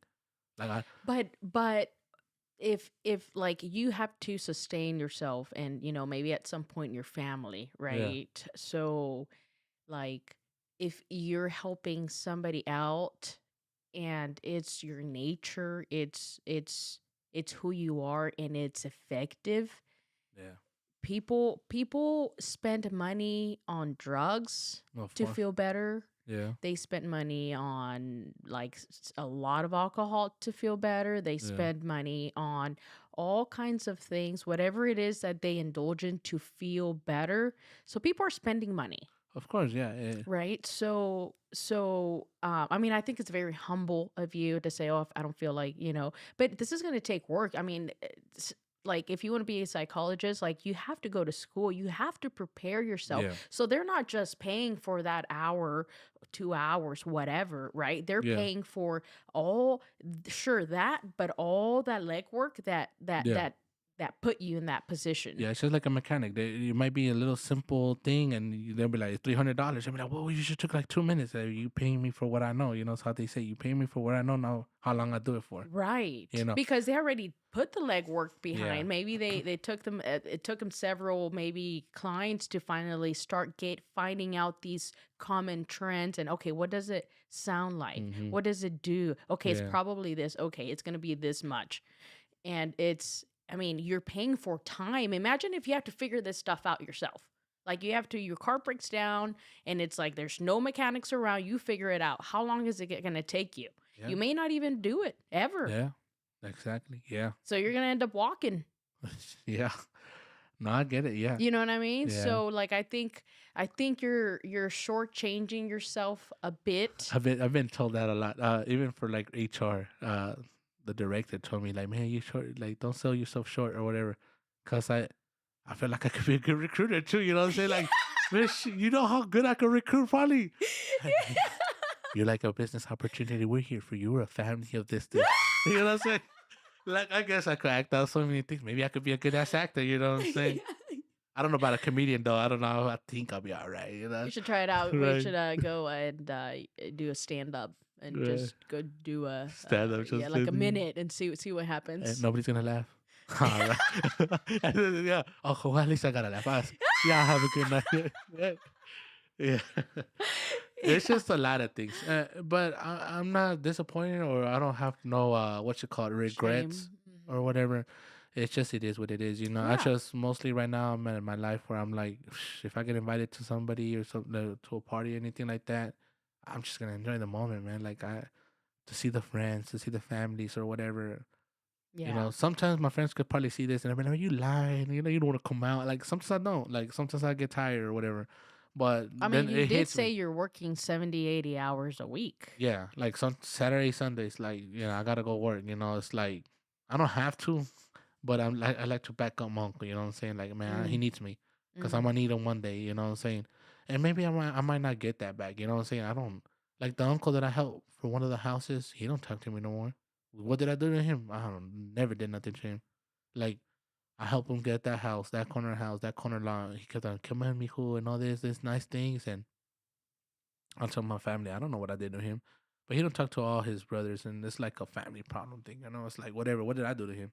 You know, what did his kids deserve not to be able to talk to my other cousins? They're Mm. kids. Like, come on, man. Like, set the pride aside. You know, Right. sometimes I swear to God, Because I could it lecture these affects the family. a lot. Sometimes I wish I could lecture them. I'm telling you, like I just want to like not curse them. Probably a few words will come out like cursing, but just because I want to let them know, man, dude, just the ego got to go on the side, you know. Mhm. Unless we did something bad to you, it's understandable. But if nobody did anything, why you gotta be like that? But then you got all these comments, man, you gotta live your life, and it's just like that, blah blah blah, like whatever, man. Mhm. So that's the part where I'm like, yeah, I know where I'm at, you know. It's like, Mhm. and it's cool. But a lot of stuff, opportunities I had, Well, HR, look, IT, you wouldn't have like you say okay, well I could have done like this one thing or this other, but then at the same time you wouldn't have known any of that because you've had so many experiences already. and how though? The question is how. How? Okay, how? I don't know. Natural. Just by doing. Doing Just what? by doing. Just Look, I mean, absorbing. what do you think a miracle is? A miracle. Yeah, well, how does a miracle Un happen? milagro. Yeah. Un milagro. I mean, the way I describe milagro is just a miracle. I don't know. I mean, it just happens. Do you believe in them? I do. How do you think they happen? Out of nowhere. Like, I just feel like sometimes things happen and it's just a miracle happen, and then, I just feel like it just comes, somehow, some way. Yeah. How do you feel it happened? Or what is a miracle to you? This is Pow Pow Show with Chuy. Man, I told you I was gonna reverse this back to you. You hear this? Just trying to get me in your head. What about you? What do you think? Yeah, no, that's a great. I love it. Look, I said this is a conversation. Like it's not an interview; it's a Of conversation, course. right? Oh, So interview. So I know we hit so many topics. That's the thing with me. Like even when people talk to me, you say so much topics because it's just interview. I miss interviews. I used to interview people for Mm, jobs, but I miss going to interviews because I know I'm not gonna be the really? best. Oh yeah, I just want the adrenaline or whatever you want to call it, the Okay. nervousness just going in there, and I don't know. I want to go different styles. Mm, I want to go boss status in there, like fucking I own this. Ask me away. What do you want to mm. know about me? What I know. Sometimes I would be more conservative, more professional. Yes, I've been doing this for many many years, and I feel like I'm very adequate for your job. And that's talk to them how they like, or just go like, you know what? I'll be as a side. This is what I know how to do, and this is what you can expect from me, and see what works. You know what I'm saying? Because there's a lot of videos out there on how to interview. Mm, What to answer, what not to say. I like, man, cool. And I would like to test it. Like, man, mm. let me just go interview for this job. And you know what? I almost got like one time. Would I even try in construction, a construction company, wanted to become an assistant superintendent? I like, he said, I like how you talk to people, man. How you handle business. Would you like to come join us? I was like, well, I mean, I'm working right now with my uncle, I can't just leave him hanging. And I talked to my uncle respectfully. I mean, I got a job offer, man. He upped my price a little bit. He like, man, I'll pay you more. I'm not telling you to give me more. I'm just telling you the opportunity came. Well, and then he talked to me afterwards, like, you know what? I gave you a raise, but if they give you more money, man, go for it, man. It's about Oh. hustling. But it's Mm-hmm. because I care, I care. Mm-hmm. And then, man, so many people in my life I met. That's why I have so many stories. That's So big. beautiful. The HR director, Trisha, she was cool. She was like, man, you sell yourself short. You said it right now again. It's things that sometimes I know I do, but sometimes I'm okay with it. And I say sometimes because sometimes I do think about it. I'm like, man, I'm all right. And sometimes I'm like, man, I need to do better. Someone that Lynn, that's a lady that I don't, you probably didn't know her. She was top dog up there in Monty or there too. I talked to her and she was like, well, loyalty is good, Jesus, but they to remind me that they could just replace it like that. And yes, loyalty is good. HR kept on going in there. They gave me some. I like to listen, and then that's, I guess, I put it in my life, and that's how I am. Who I am. Mm-hmm. And yeah, man, like it's Yeah. cool. Well, I say you sell yourself short because, you said, well, I could have, I could have, I could have. Yeah. And I mean, sure, you could have, but I think you still can do whatever it is that is, whatever it is that is you want to do, right? So whether it is like, I don't know, maybe you want to, Podcast show. what is that? A podcast show. About, yes, absolutely. I think I do pretty all right. Oh my gosh, you're amazing. I mean, look at Logan over there, just chilling. He's in his natural habitat right now, just chilling. Yeah. No, I love it, man. I really appreciate you having me out here for real. Like, it's cool. Like, I'm telling you, at first I was a little shy, but once you get to it. Yeah. I like to Yeah. see videos. I have my cousin. He watches in Spanish, and I told him, hey man, I'm gonna go do a podcast. Like, what? Like, yeah, I'm gonna go do a podcast. I like. He's like, he don't talk in English. He's like, can you do it in Spanish? I like, I don't know. I'll talk to her. She'll probably give me the option. I like, but I'm gonna do it in English first, and then I'll see if I throw in some Spanish words for you. He was laughing. Sí, sí, sí, primo, sí, sí, hazlo, hazlo. Ahí está, primo, para que no digas. Eh? But nah, he loves it. He loves to listen podcast. I like to listen to his podcast too. Some of them are boring. Some of them are good. I tell him some. It's because it's the interest. And like if it don't hit my interest, and then it might be boring for me, but it might be cool for you. It's cool, and we all have different interests. Yeah. know. Yeah. That's Sometimes sports, I could listen to sports without seeing the video. Like I could just listen. And Mhm. sometimes like some podcasts like these, I have to see the people interaction. Like how they talk. How they move the right. camera. And all that. It gets me. In sports, I don't need to see sometimes. I just like to hear. Mm. They're like, oh, we got Kevin Durant going to the Phoenix Suns and all this. Like, okay, cool, cool, cool. And then I just hear, what should the Cowboys do next year? Disappoint like always. Golly, it hurts my feelings, man. Cowboys, come on, man. Like, I don't know what Logan. Who you go for, Logan? It's all right. Say, let it be known. Cowboys, unfortunately. Oh man, that's cool, man. Yeah. One day. What? Every year is like that. One day. Next year is our year. It is cool, man. And it's back to Logan where the culture, man. Like my family, we're adopting football. Back then, we ain't adopt who talked about football in my family. Right. They talked about soccer. Mm-hmm. But I mean, every sport is fun, but football. Now I got my family having girls on Sunday when the Cowboys play. We're all pissed or we're all happy, but we're eating and drinking and watching football. Uh-huh. It's like that's a new trend for us. Right. Yeah. They puro pinche cowboys. Ahí nada más todos drinking. I don't know how Logan could survive over there out there drinking. I don't. Does he drink? Do you drink a lot, Logan? Do you drink a lot over there? Nah, man. Not really. Nah, man. You're light, huh? It's all right, man. We used to drink more. Oh yeah, it's all good. Yeah. But Now it's cool, not so No, much. that's all right. I mean, I get it. Sometimes you move on. It's different. No, it's the truth. Like sometimes people like to me, going clubbing and getting drunk, it's not no fun no more for me. Like it used to be cool, but I don't see it's cool. I like to drink a little bit and have some fun and dance, maybe, but getting blacked out, I mean, what's so cool about that? But when you're Right. young, it's just It's a new experience, or like, yeah, get blacked out, whatever. Yeah, seriously, that's man. well for me. For me now specifically, it's like when I drink a lot, like I get drunk, and it's like it takes a toll for like the next 3 days. So so it's like.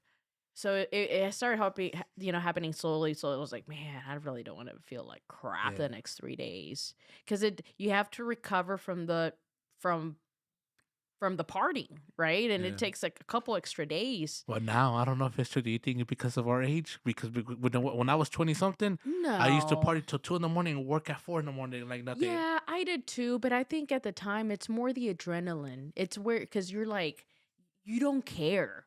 Well, at least for me, right? It was like, as long as I get my party in, like, I'll show up to work, but I'm not leaving this party aside. I mean, but it would affect work because I would be falling asleep. I'm sure I was there on time and I would clock in, but I was You're a not there crappy 100%. employee. Yeah. I was the employee, probably the supervisor, and they didn't want to have. Why would they want to have somebody that's like feeling like shit, because they decided to party? And I mean, there was times where I would actually go, I would have my my work clothes that I was gonna wear in my car. So from partying, well, we would go out to the party, and then that would be over. So we would go to another house party, and then I'm like, shit, I gotta go to work. So I would change, and from there, however I was, straight to Monty, and I would have that Monty, Yeah. and like to work, like no sleep, just from the house party to the work. So I mean, I was still there. Hey, Logan. Hey, don't you think this became like my show kind of in a way? Hey, you can't lie, man. I think I have made her talk more than any other shows. I mean, I don't know the past show. She said this Hey, past Logan, show. are we hiring? We may have a spot open here for Oh man, this Chuy. is fun. Oh, we're gonna have double, like over there, 2 guys over there, 1 over here. Like, okay, Hey, we got the mics already. Man, it's funny though. Like, it's the moment that I'm enjoying. I look at her. I looked at her videos, and I noticed most of the time the guest is talking a lot, which is okay. That's the whole point, right? We're trying to get to know them, right? But this interview today, I mean, it switched a little bit. I feel Hey, like it's maybe how long we've been going there? Maybe almost 3 hours, right? 2.5. It's probably like I should say like an hour and 15, an hour 20 for me, and of her talking, I was like, oh, big difference.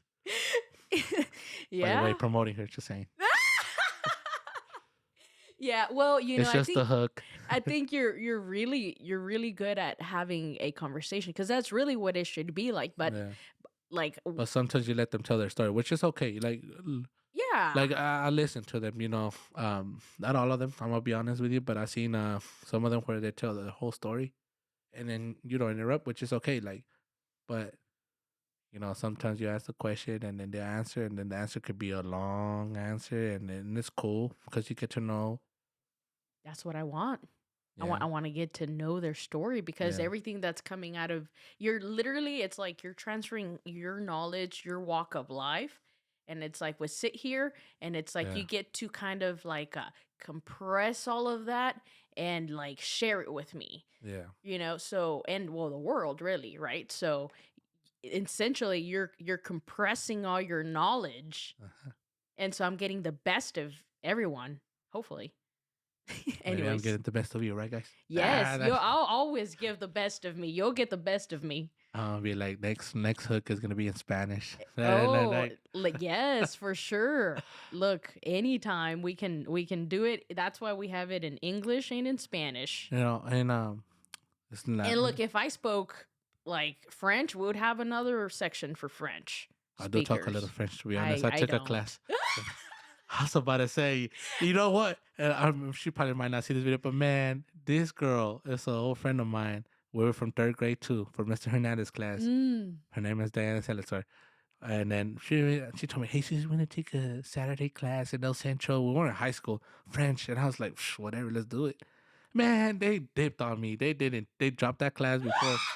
I went to French class on Saturdays. I was like, hell no. I mean, sometimes you don't want to even wake up to go Monday through Friday. And I got to wake up Saturdays to. Oh my gosh. And you didn't quit. No, I ain't quit. The teacher was cool and she was cool. I liked her. Mm. She was nice and she taught me a little bit of French. She was cool. That reminds me, earlier I had a thought when you said you were you went to UNT and you wanted to learn more about life like that. You just ended up like, I guess you didn't you failed, right? You weren't Yeah. interested I maybe. guess I didn't associate with a lot of students, like I wish I could have made more friends there, but it was like a singularity thing. Like I just went to class and got out, went to class and got out. I didn't make a lot of friends. And I make a few friends, but I was like, what if I would have made more friends in business? How would I have, Yeah, it was a more yeah. shy thing. Well, I think that's key because like I heard somewhere that like the problem, it's not the school or the education, it's the fact that like we need, or in structures, or we as in people, we need to make it fun for students. We need to Mhm. make it engaging for them to be interested Yeah. in wanting to learn, right? Because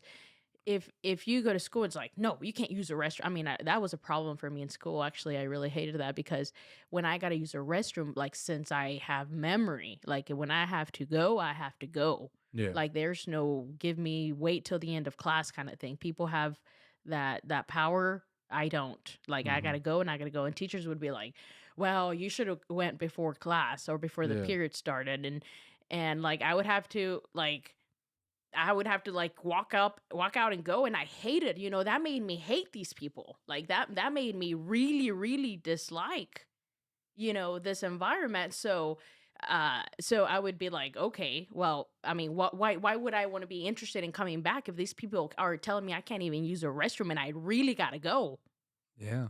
you know? I feel you. I love it. Did you get that look? I'm gonna have to put this in the highlight. Oh yes. I even got a cramp. Ah. The anger came out. She got a Oh cramp. Let's shit. take a little break. Wait. Ah. You all right? Yeah, yeah.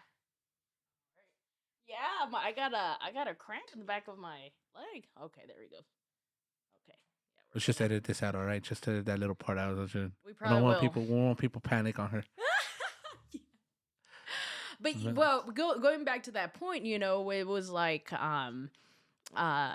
we do. I feel like we need to make it interesting to Yeah. people to want to get educated or just learn, right? Not educated, but yes, educated, but just the interest in learning and Yeah. develop and whatever it is that you want to do, so that you can go and enjoy it in a Yeah. sense. Yeah. But like, it just depends on the person too. Like the student. Like I can admit to you, and I say it with a lot of confidence. Like if you don't, in my opinion, right? It's just my opinion. I feel like sometimes when you don't struggle, you don't take school seriously, right? I'm like, whatever. Sometimes you have to have that ambitious to to go to school for a reason. Mm. And sometimes people like I'll probably right now if I go to school, I'll do way better than when I did in as a 19-year-old, 20-year-old, because I wanted more. You know what I'm saying? But back then I didn't want it. Mm. So I just feel like that. Sometimes I also make of other students that came from other countries that they want it because why they're coming from really really bad places where like man I want something better for my future. Right. And sometimes people don't develop that. Young kids, we give them everything or whatever. And I mean, I can't lie to you. Like I was giving the best my dad and mom could give me. Right, I ain't struggled and all that. I mean, yes, I took my lunch. People might say, "Well, you could have had money, right?" But my mom gave me my lunch, and it was just a habit.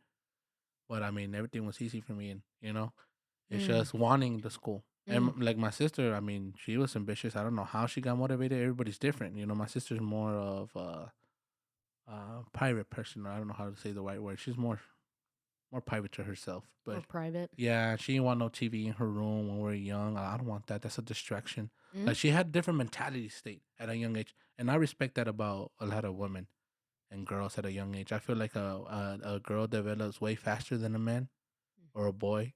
I feel like by age 11, 9, or 10, girls are just like above boys all day, like mentality state. Mm-hmm. And then after that, well, not every girls, but some guys do develop faster, but some don't. Some Mm-hmm. take years, and I just come in, man, whatever. Yeah.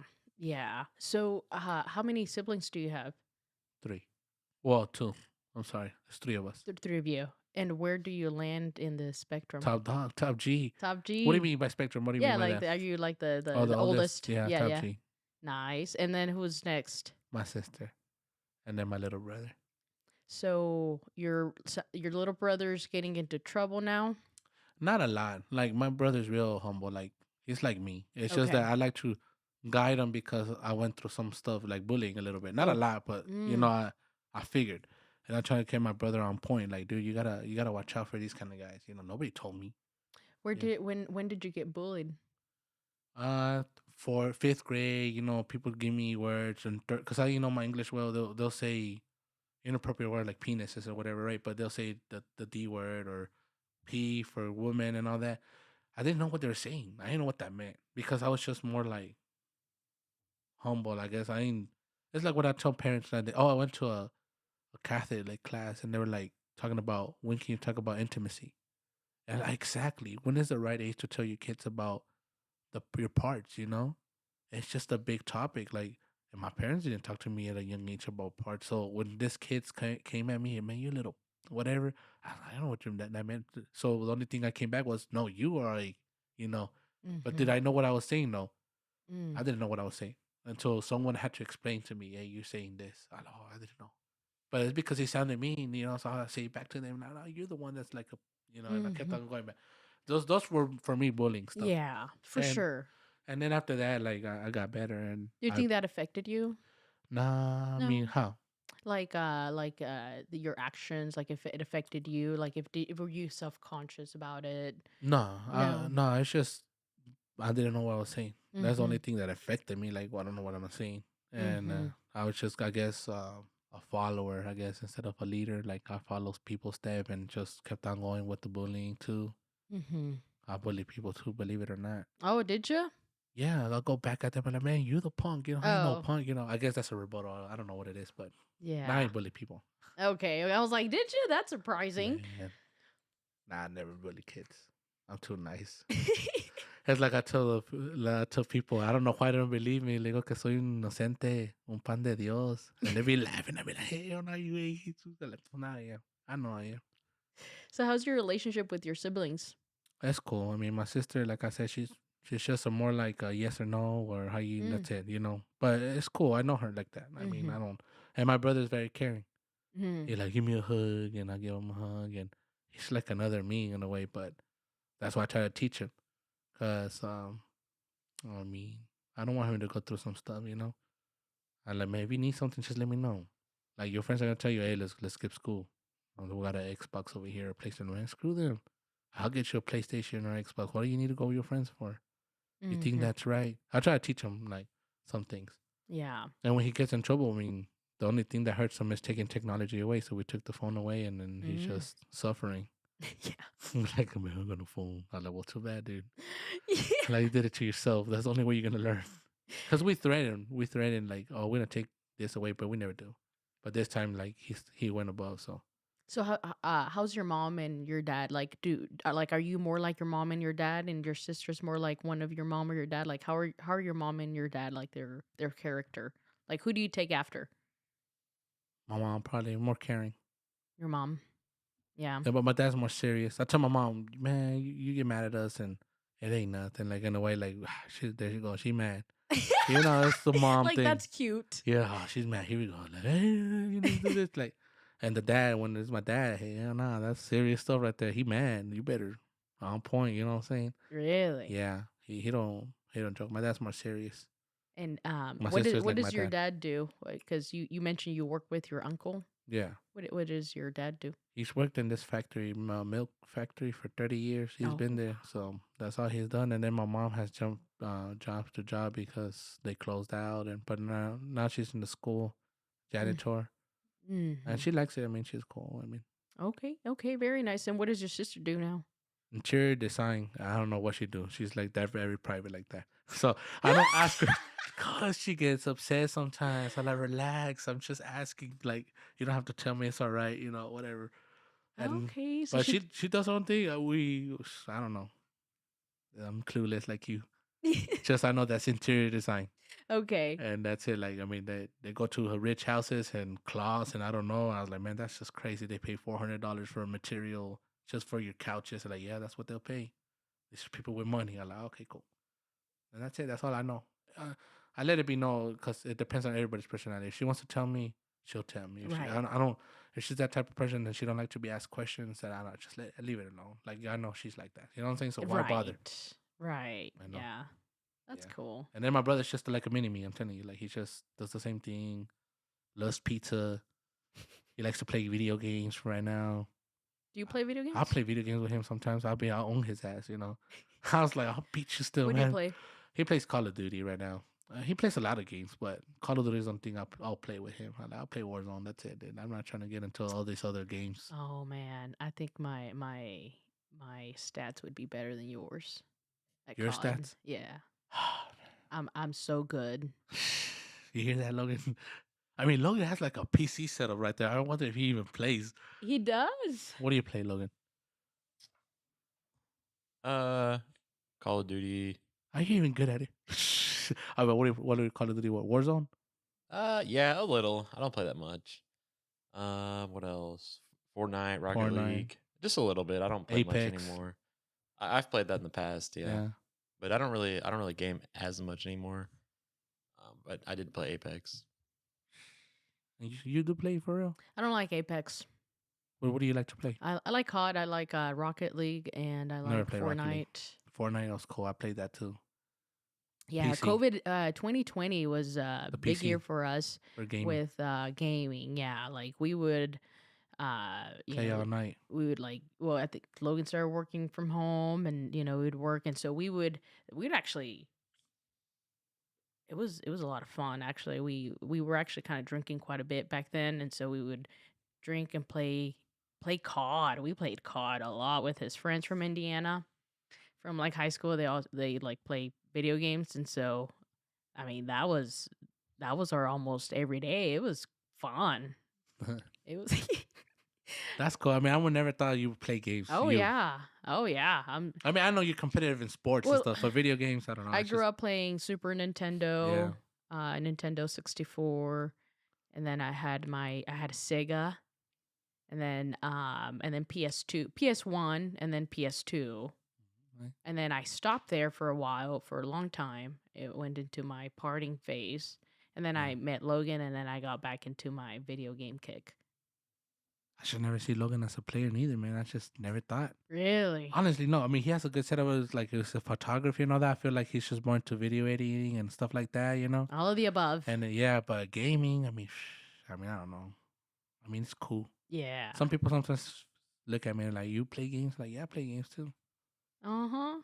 Yeah. I mean, I was even telling Logan, I'm like, we should probably even like do the streaming playing, because sometimes with some of his friends, it's a ball sometimes. I'll be laughing. It's a good time. Oh my gosh, yes. Especially you start it's a good time. It is. It's a great time. We don't do it as often anymore because, well, we have so many things going on now, plus a daughter, but here and there we try to get it in. Like if we get it in some games, it's like it's planned now, right? Okay, yeah. Because there's just so much going on now. But we still play, and I still enjoy playing. Yeah, I mean we have the PlayStation in the bedroom, and then we have another one in the spare bedroom, and then he has his set up here. So we have even for guests to come over and play with him consoles. Man, I love this podcast today. Like, we're getting to know y'all, right? You know what I'm saying? Yes, that's the whole point of it. Yeah. Because it's like you meet different people in different scenarios, right? And so you get to know them for maybe how whatever it is the circumstance you meet them, and so you only know so much. Yeah. And it's crazy, right? You can see, oh, I like this, whatever, but you don't really get to know more, and like what we are doing here today. And so I look, doing this podcast it's fun. Like, and I knew it. I knew it was going to be fun.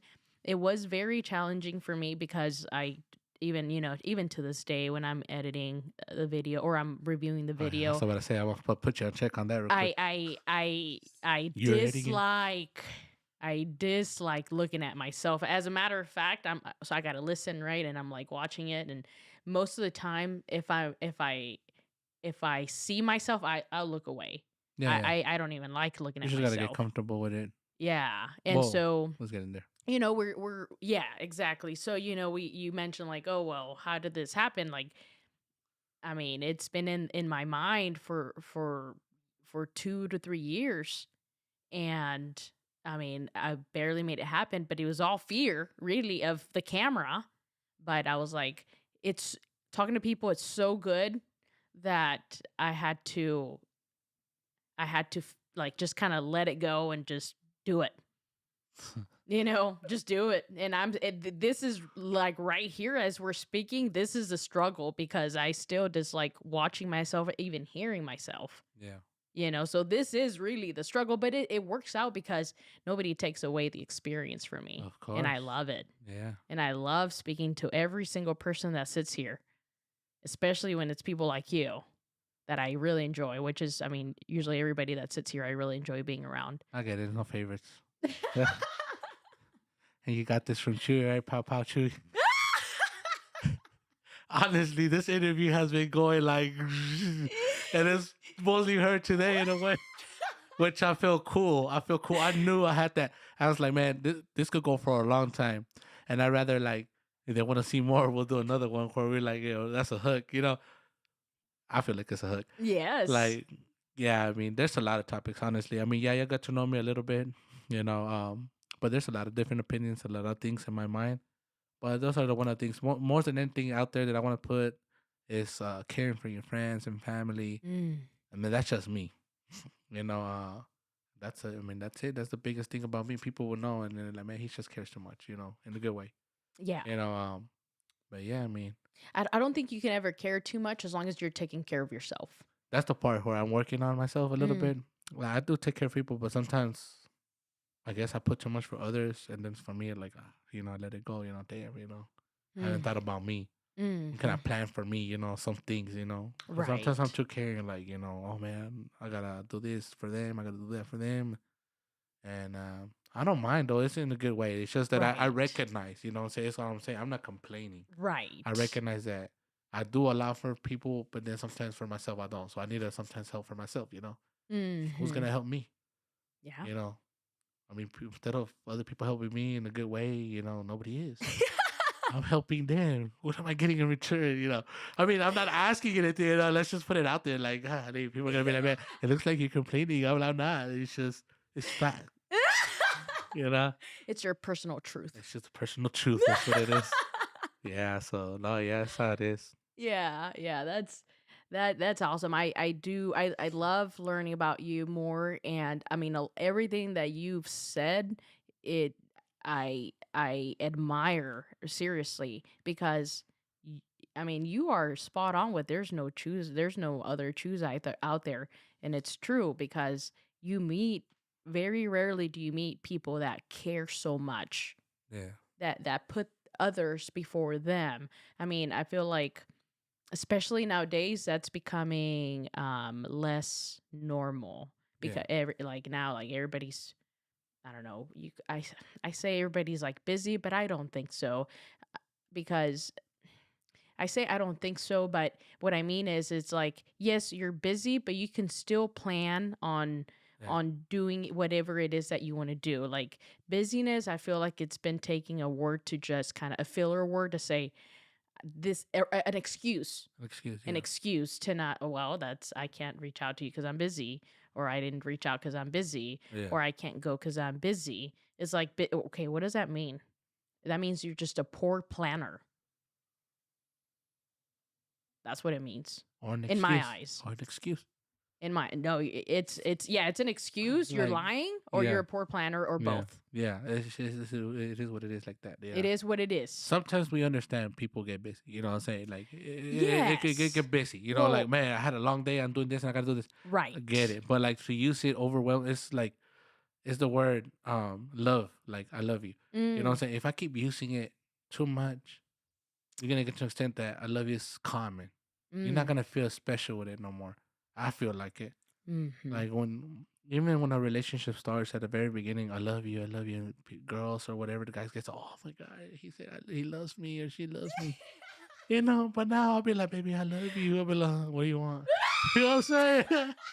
And that's how it is. Like it's overused. Like, but you do love them, It you can know. Like be. I mean, Yeah. I use it. I try to use it, but I really mean it. You know, I must stop saying it because it has no more meaning to it. You know. I don't take it as special no more. I'll be like, I love you, you know, friend, you know, I love you, you know. Mm-hmm. Man, I keep hearing the same thing from Jesus. He loves us, you know. Well, I think it becomes shallow when you say it, but your actions say differently, right? So it's like, okay, well, now you're just overusing it. Now you're just abusing it, right?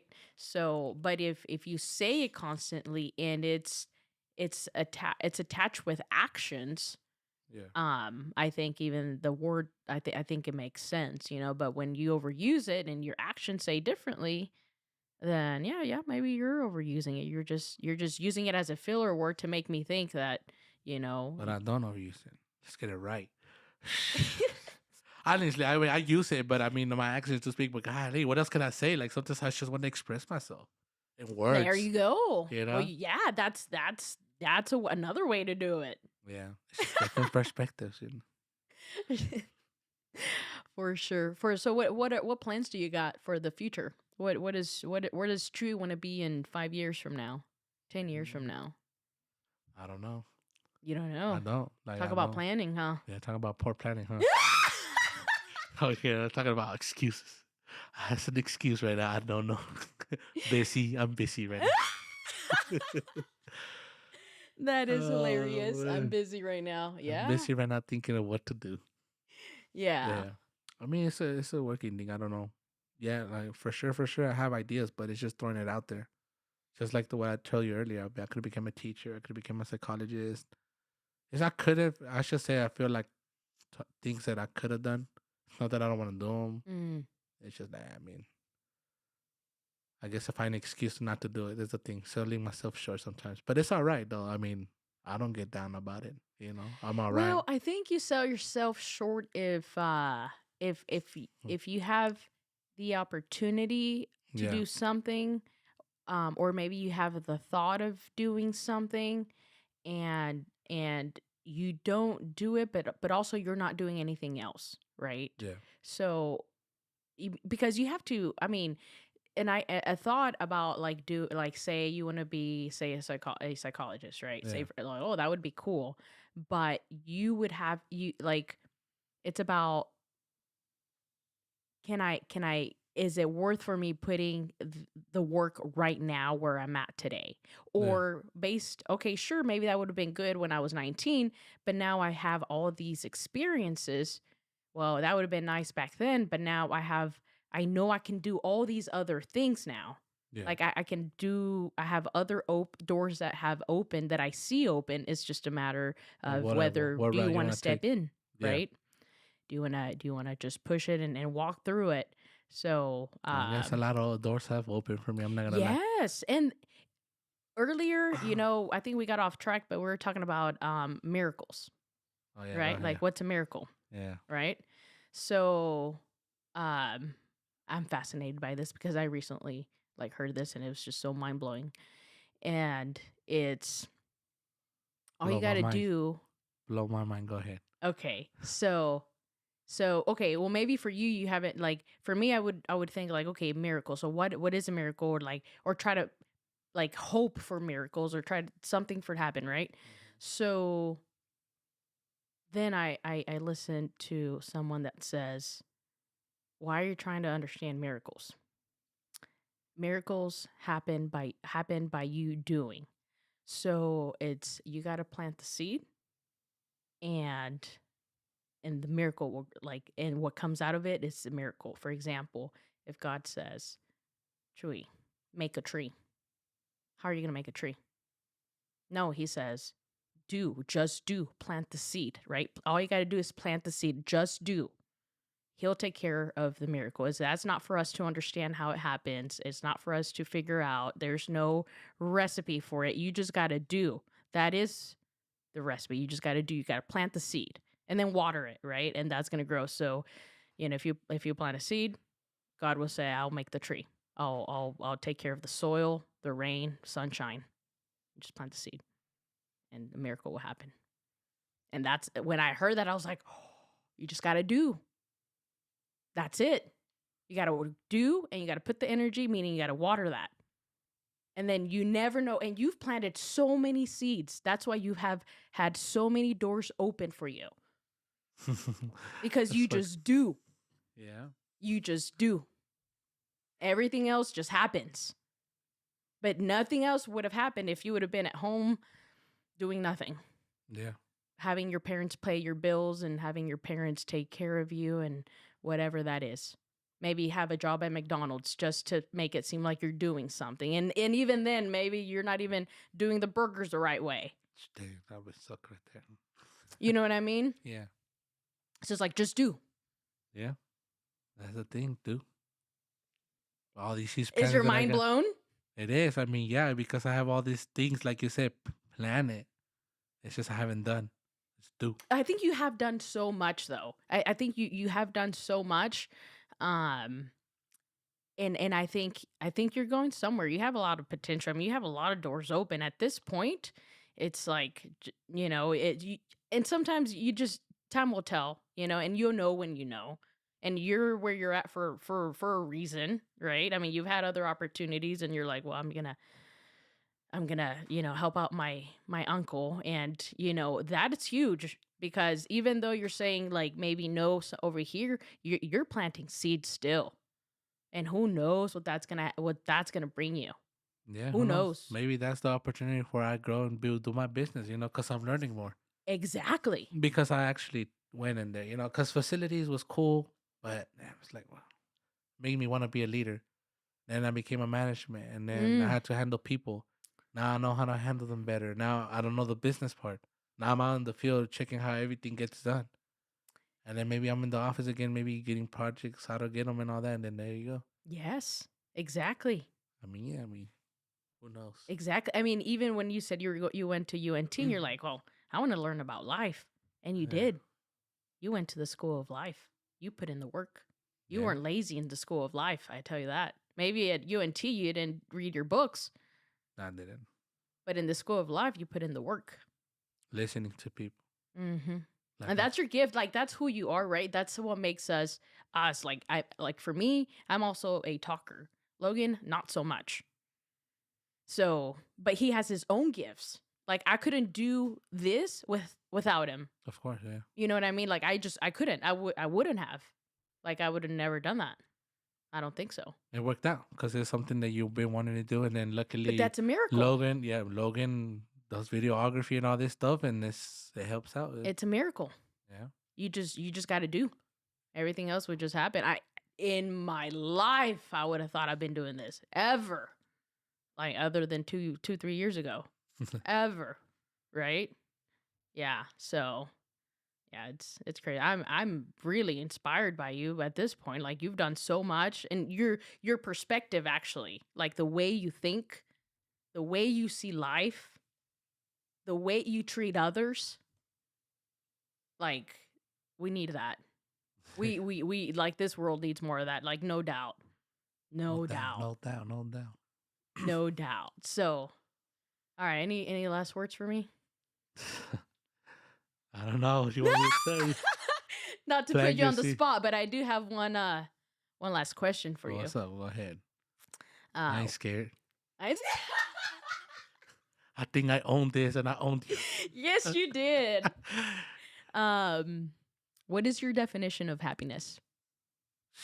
Well, in my happiness definition, I guess I've been saying it a lot. It's just It makes my heart feel happy when I see a lot of people happy, smiling, and then that's the last thing I want to remember if I go away soon in life. Mm. So I rather this was my motivation to come out here. I mean, there's a lot to speak of, and there's a lot of things we could speak of, Mm-hmm. But like right now that you say that happiness makes me happy watching other people being happy, making other people smile, and Mm. then if I just go one day too early in life, people probably one day will see this video and be like, man, he said it right there Yeah. that he's happy to see other people happy. I mean, I want to be happy too. I am happy, but Mm-hmm. like it brings me joy and happiness in my heart a lot when I see a lot of people happy, smiling. Mm. When they go through a lot, when I listen to their stories, I'm like, man, they're in a tougher situation, than me. And then I don't want to compare lives, but I mean, I see it like that sometimes. Like, I'm like, man, let me just cheer him on a little bit. Mm-hmm. I don't win them all. I don't win them all. I try, but it makes me happy. I love it. I Yeah, love it. Well, thanks again for being here. of And course. we have to do it again in Spanish, maybe. Spanish. I don't know if you can handle it. Ooh. En Spanish le estamos hablando aquí en español ahora en Pow Wow, Chuy. Dime, Mayra, ¿por qué te sientes así? Challenge accepted.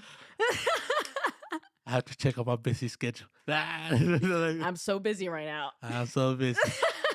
Nah, thank you for having me, and I had a lot of fun. I hope Logan, y'all got to involve him more. I had to bring him in here and there because I appreciate he's that. out there quiet. It's cool. Yeah. Maybe next time we'll bring, and maybe we could talk about the topic where I know you got to know me a little bit, maybe because there's a lot of topics we could hit, but it's cool. I mean, you got to know me a little bit more, right? We can touch on whatever topic you want to touch on. Whatever topic you want to touch on, well, it's gonna be my show. All right.